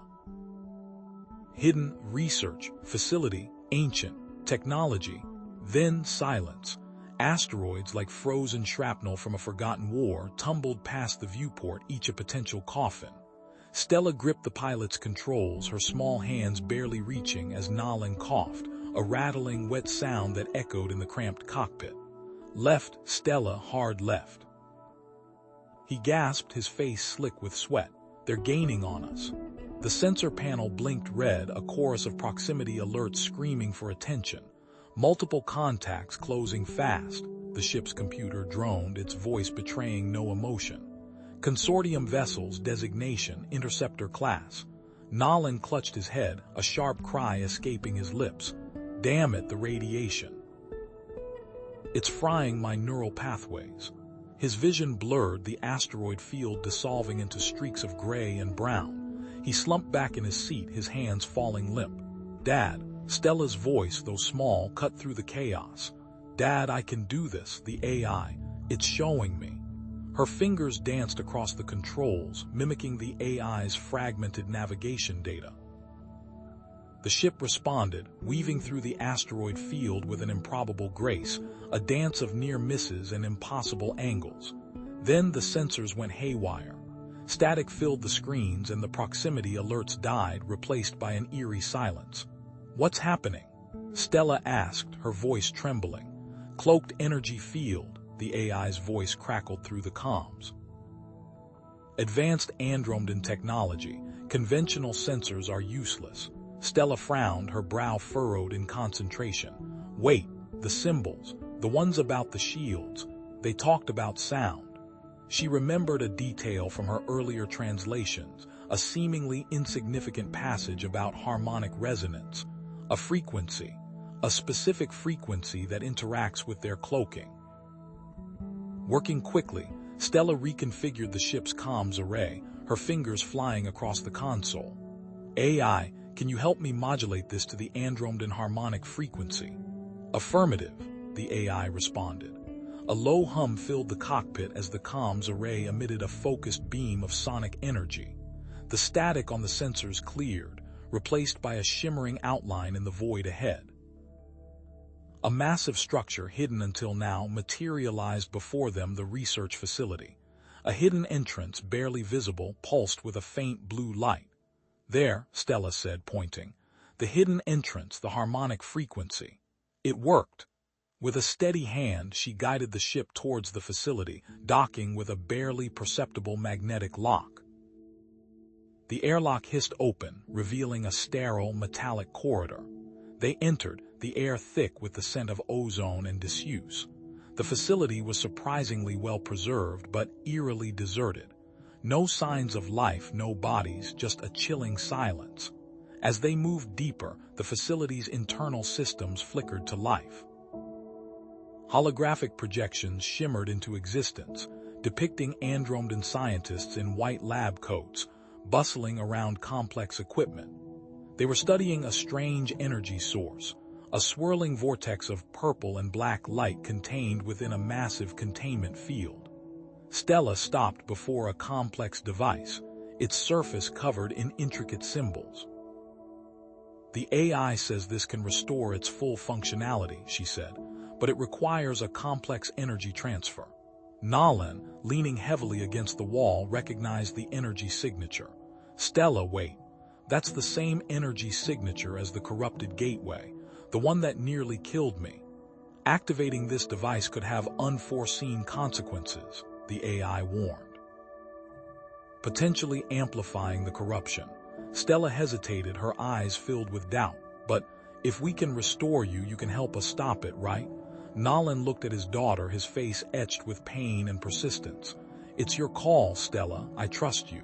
Stella took a deep breath. "We have to try." She initiated the energy transfer sequence.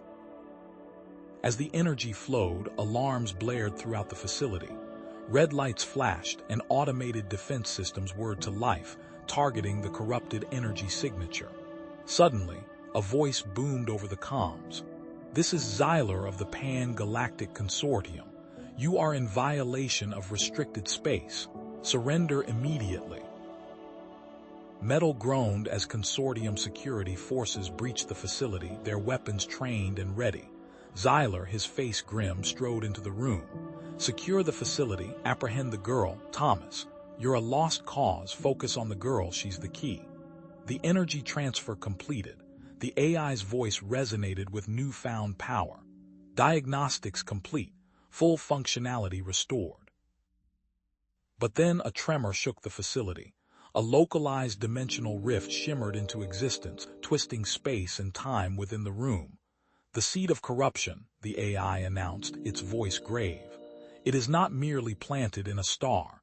It is a sentient entity from another dimension." Nolan stared at the swirling rift, his heart pounding. "What do we do?" The AI paused, its processing power stretched to its limit. A choice must be made. Use the restored AI to close the dimensional rift, or use it to find a way to stop the sentient entity. "Get her." Xyler's voice boomed, filled with a chilling urgency that cut through the lab's cacophony. But the dimensional rift, now a swirling vortex of emerald and violet, seemed to fight back. A security guard lurched forward, only to stumble, his energy rifle sparking erratically as his internal comms screeched static. Another clutched his head, disoriented, muttering about phantom whispers. Adrenaline surging, Nolan grabbed Stella's hand. "This way." He yanked a nearby console, sending a shower of sparks and a deafening klaxon echoing through the facility. "That'll keep them busy for a minute." Stella dug in her heels. "Dad, wait, the rift."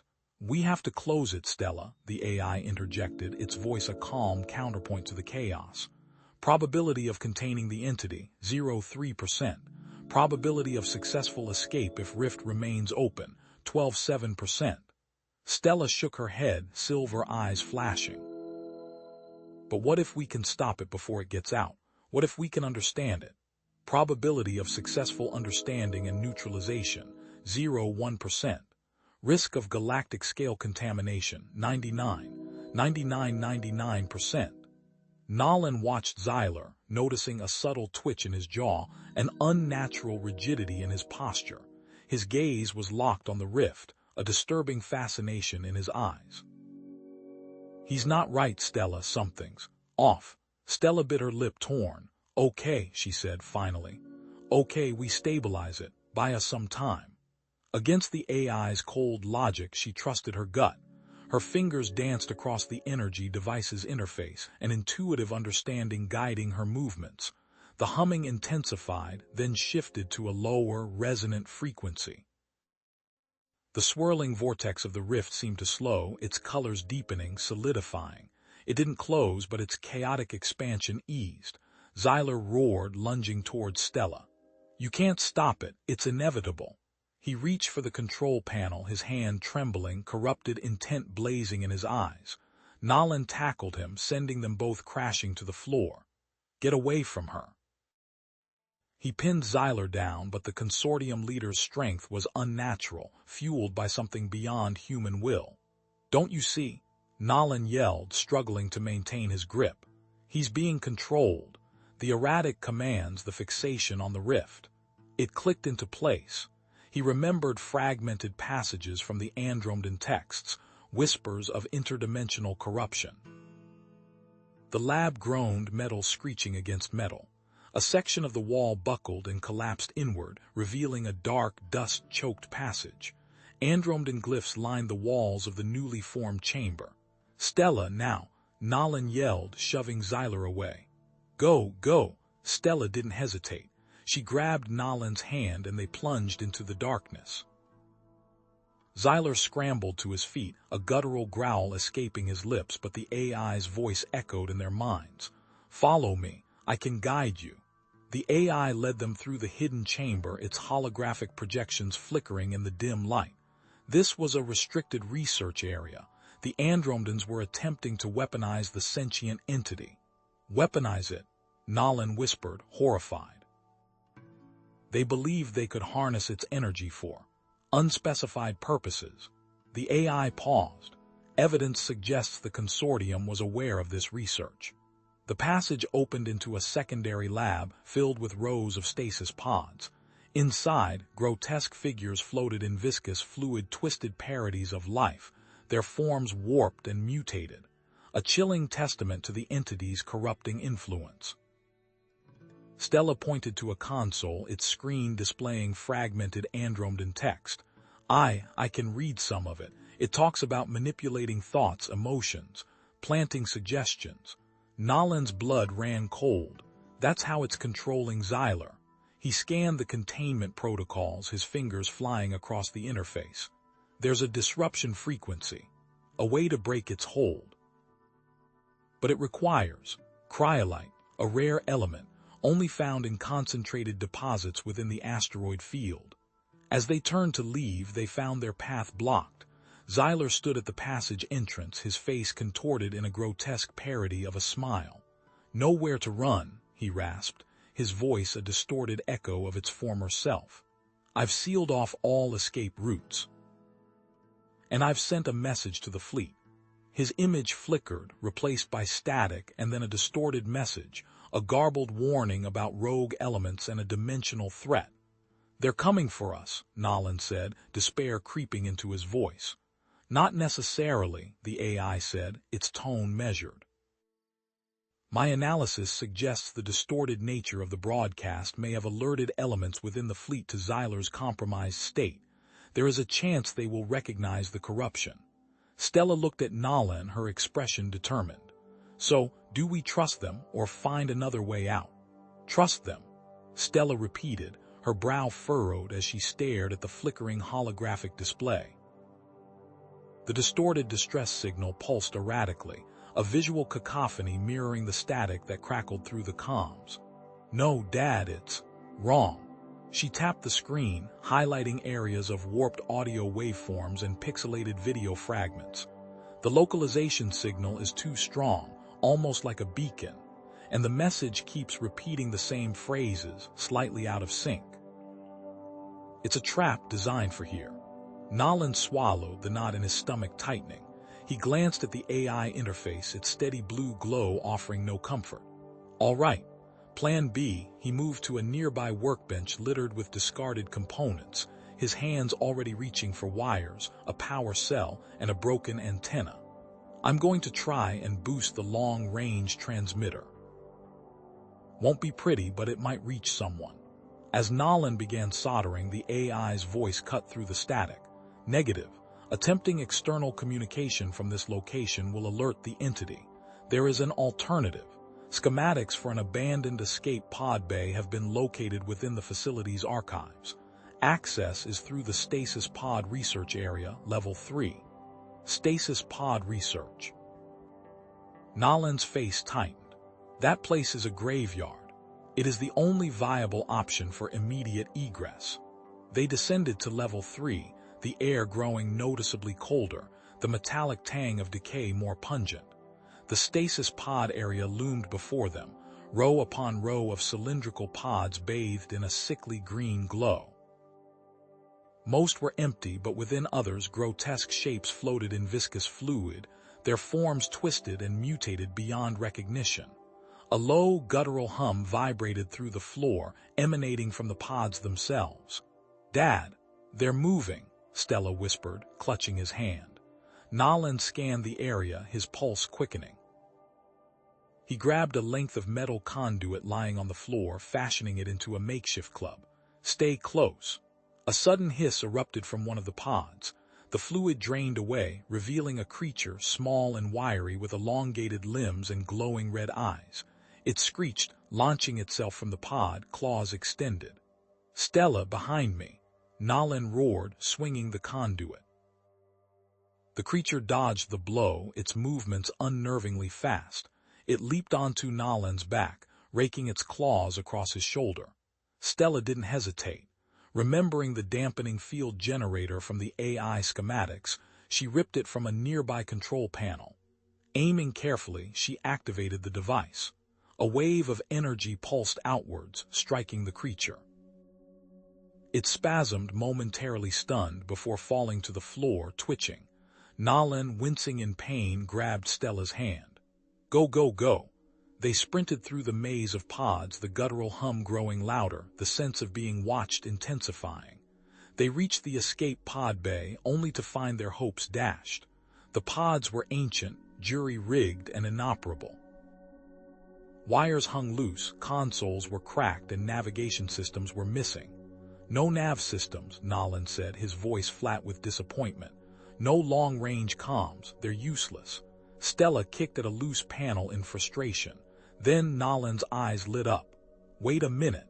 There's a decommissioned survey drone stored in Maintenance Hangar 7. It's designed for asteroid field navigation. Maybe we can adapt it." "Negative, Nolan," the AI stated. "Xyler is approaching the escape pod bay. His movements are erratic. His mental state is deteriorating rapidly." Nolan cursed under his breath. "We're out of time. Stella, I need you to try and get at least one of these comm systems online. I'll grab the drone." "Dad, no, he'll come after you. He'll come after us both if we don't do something. Trust me, I'll be quick." He squeezed her hand, then turned and sprinted out of the bay. Nolan reached Hangar 7, the air thick with dust and the smell of ozone. The survey drone sat in the center of the hangar, a battered, insect-like machine covered in scorch marks and missing several panels. It was a long shot, but it was all they had. He began stripping parts from the drone, sparks flying as he rerouted power conduits and bypassed damaged circuits. Meanwhile, back in the escape pod bay, Stella worked frantically on the comm system, her small fingers flying across the console. She managed to bypass a fried circuit and reroute power, coaxing a faint signal to life. Static filled the air, punctuated by brief bursts of coherent noise. "Mayday, Mayday, this is Stella Thomas, requesting assistance." Her voice was barely audible above the static. Suddenly, a figure appeared in the doorway, Xyler. His eyes glowed with an unnatural blue light, his face contorted in a grotesque parody of a smile. "Stella," he rasped, his voice a distorted echo of its former self. "You can't stop it, it's too late." Stella stood her ground, remembering the Andromeden logs. "Xyler, this isn't you. You're being controlled, fight it." Just then, Nolan burst back into the bay, wielding the jury-rigged survey drone. He fired a burst of energy from its mining laser, striking Xyler in the chest. Xyler staggered back, momentarily stunned, but the energy blast also overloaded the escape pod's power system, plunging the bay into darkness. "Damn it," Nolan cursed. "I was aiming for his legs." He switched on the drone's emergency lights. The escape pods were beyond repair now. "We'll use the drone to navigate the asteroid field," Nolan said, his voice grim. "We'll find that element ourselves." "The AI has uploaded navigational data," the AI confirmed. "A course has been plotted through the asteroid field towards the most likely location of the element." As they prepared to launch the drone, Xyler stirred, his eyes glowing brighter than ever. "You will not interfere," he roared, his voice a guttural, inhuman growl. "The entity will consume all." Nolan helped Stella into the survey drone, sealing the hatch. "Hold on tight." With a deafening roar, the survey drone launched from the escape pod bay, hurtling into the blackness of space, towards the treacherous asteroid field. They left Xyler behind, but Nolan knew it was only a matter of time before he followed. The consortium, too, may be inbound soon. Their escape was only the beginning. The survey drone shuddered as it plunged into the chaotic ballet of the asteroid field. "AI, give me a stable course," Nolan grunted, his nucleus tightening as he gripped the control stick. "Calculating optimal trajectory," the AI responded, its voice a calm counterpoint to the turbulence. "However, sensor integrity is at 67%. Visual navigation is advised." Nolan cursed under his breath.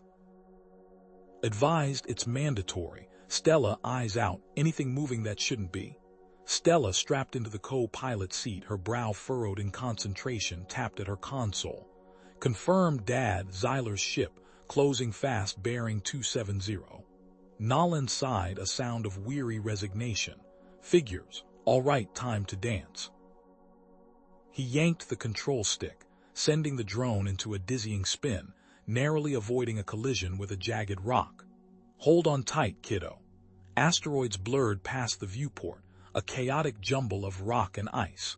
Nolan weaved through them with practiced ease, using their bulk as fleeting cover.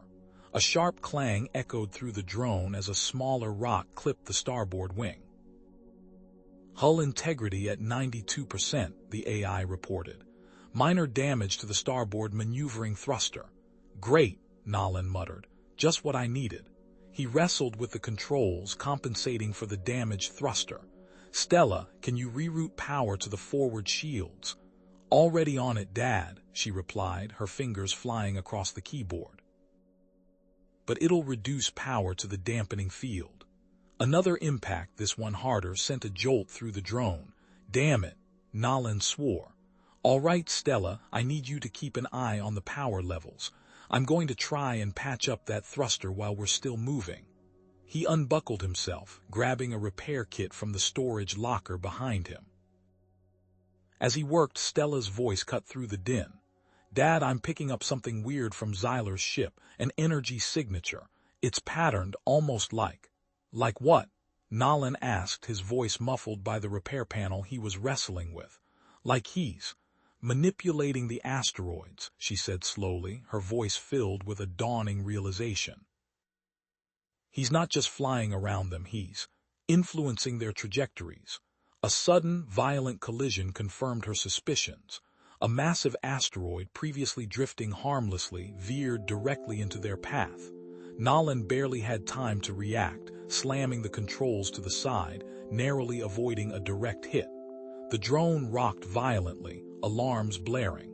"What was that?" Nolan yelled, struggling to regain control. "He's using that energy signature, Dad," Stella said, her voice urgent. "He's creating collisions, it's a trap." "AI evasive maneuvers," Nolan barked. "Calculating," the AI responded.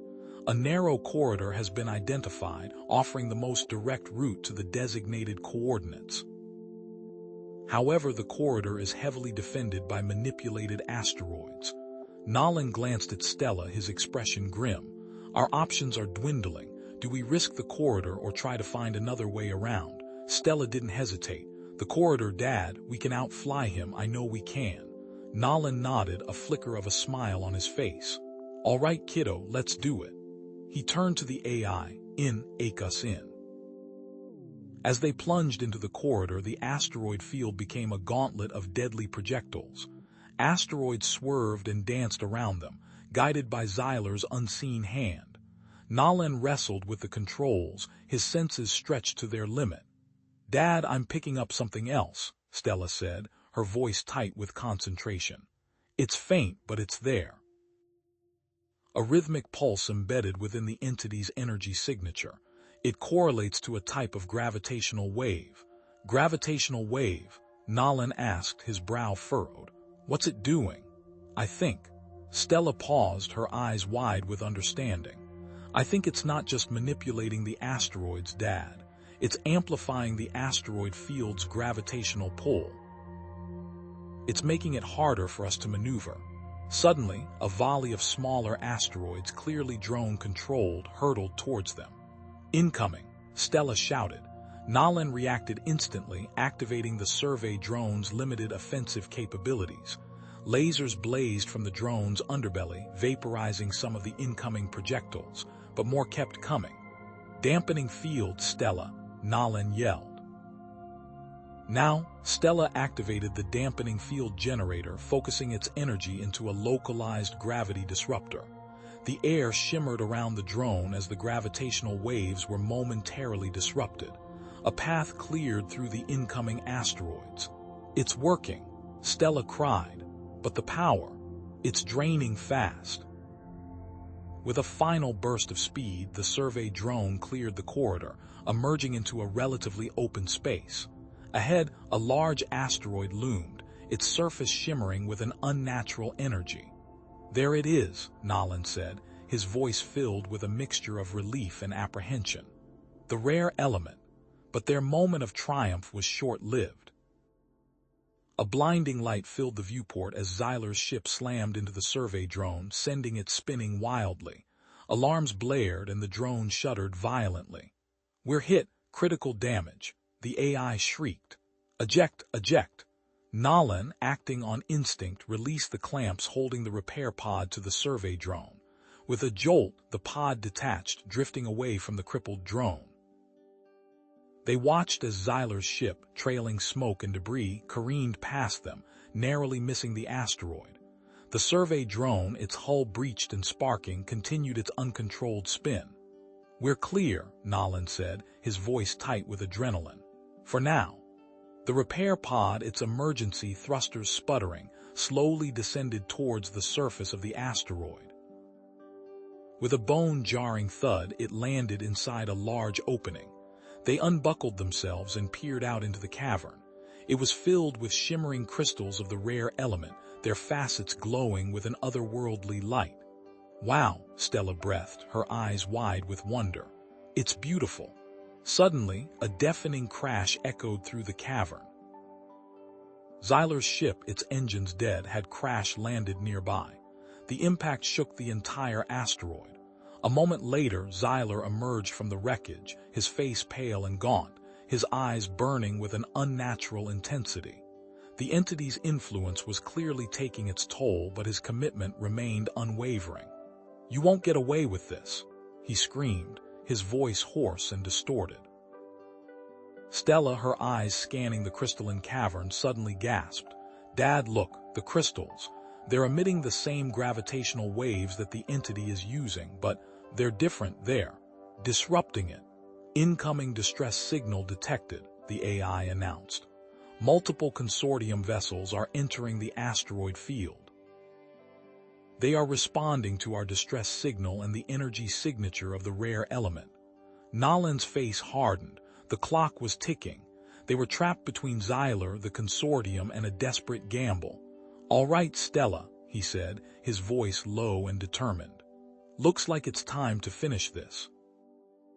We need to use those crystals to sever the entity's connection to Xyler before the consortium arrives and takes everything."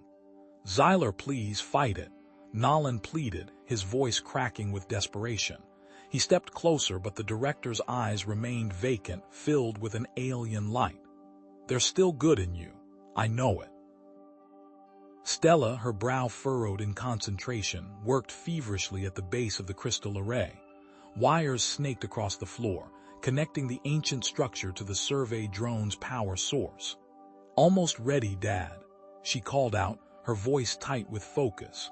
With a final click, she activated the array.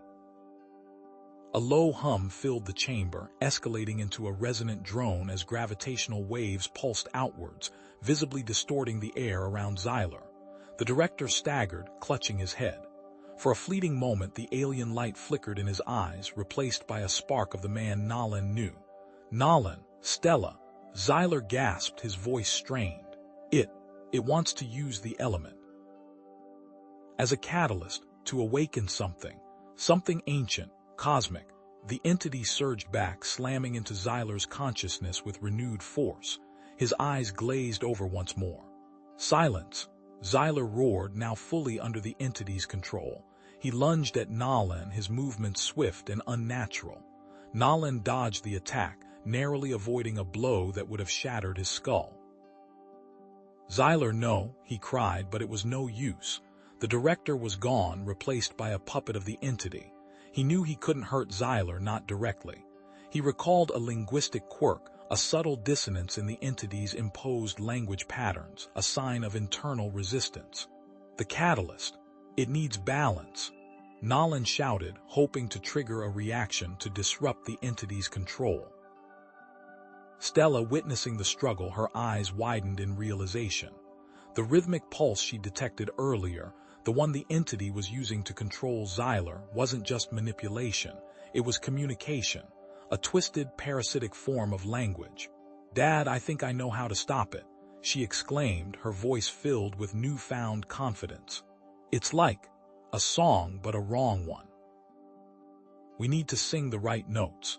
Focusing her mind, Stella began to hum, a simple melody at first, then more complex, weaving a counter-frequency that resonated with the gravitational waves emanating from the crystal array. The air shimmered, the alien light in Xyler's eyes flickered violently. As Stella's counter-frequency grew stronger, Xyler visibly struggled against the entity's control. His movements became erratic, his face contorted in pain. The entity roared in frustration, its power waning. Then, with a final, desperate act of will, Xyler broke free. He threw himself towards the crystal array, severing the connection between the entity and the element. A blinding flash of light filled the chamber, followed by an earth-shattering explosion. When the light subsided, Xyler lay motionless on the floor, the crystal array shattered. He saved us," Stella whispered, tears streaming down her face. A comms crackle announced the arrival of consortium ships. A stern-faced admiral appeared on the monitor, his expression a mixture of confusion and suspicion. "Thomas, what in the blazes is going on down there?" "We received a distress signal, and what happened to Director Xyler?" Stella, guided by the AI's faint signal and Nolan's linguistic knowledge, stepped forward. I can explain," she said, her voice trembling but firm. "The ancient language, it wasn't just history, it was a warning and a solution." She began to translate a key passage, her voice gaining strength as she spoke. "When the shadow awakens, sing to the stars with gravity and sound, and the darkness shall fade." Nolan, understanding her intent, quickly adjusted the survey drone's communication system, amplifying Stella's counter-frequency and broadcasting it across the planet. He trusted her intuition, her unique understanding of the language's metaphorical layers. As the frequencies washed over the planet, a strange phenomenon occurred. The cosmic entity, the one Xyler had warned them about, began to dissipate. Its energy signature, which had been steadily growing, began to fade, its influence receding like a tide. The Admiral, witnessing the event unfold on his monitors, his face etched with disbelief, finally understood. "By the stars," he muttered, she actually did it. The entity was gone, the threat averted, the galaxy saved not by the might of the consortium but by the ingenuity of a human child and her washed-up father. In the aftermath, the consortium, humbled by humanity's unexpected triumph, offered Nolan and Stella a research grant, a chance to continue their work, free from bureaucratic interference. And so, Nolan and Stella, now celebrated as heroes, established a research institute, dedicated to understanding and deciphering other ancient languages, forever bridging the gap between humanity and the cosmos. They proved that the greatest discoveries often come from the most unexpected places, and that even the most complex mysteries can be unlocked by a fresh perspective and a little bit of play. Their work ensured that humanity would always have a voice in the galactic conversation, a voice that resonated with curiosity, empathy, and a deep understanding of the universe and its secrets.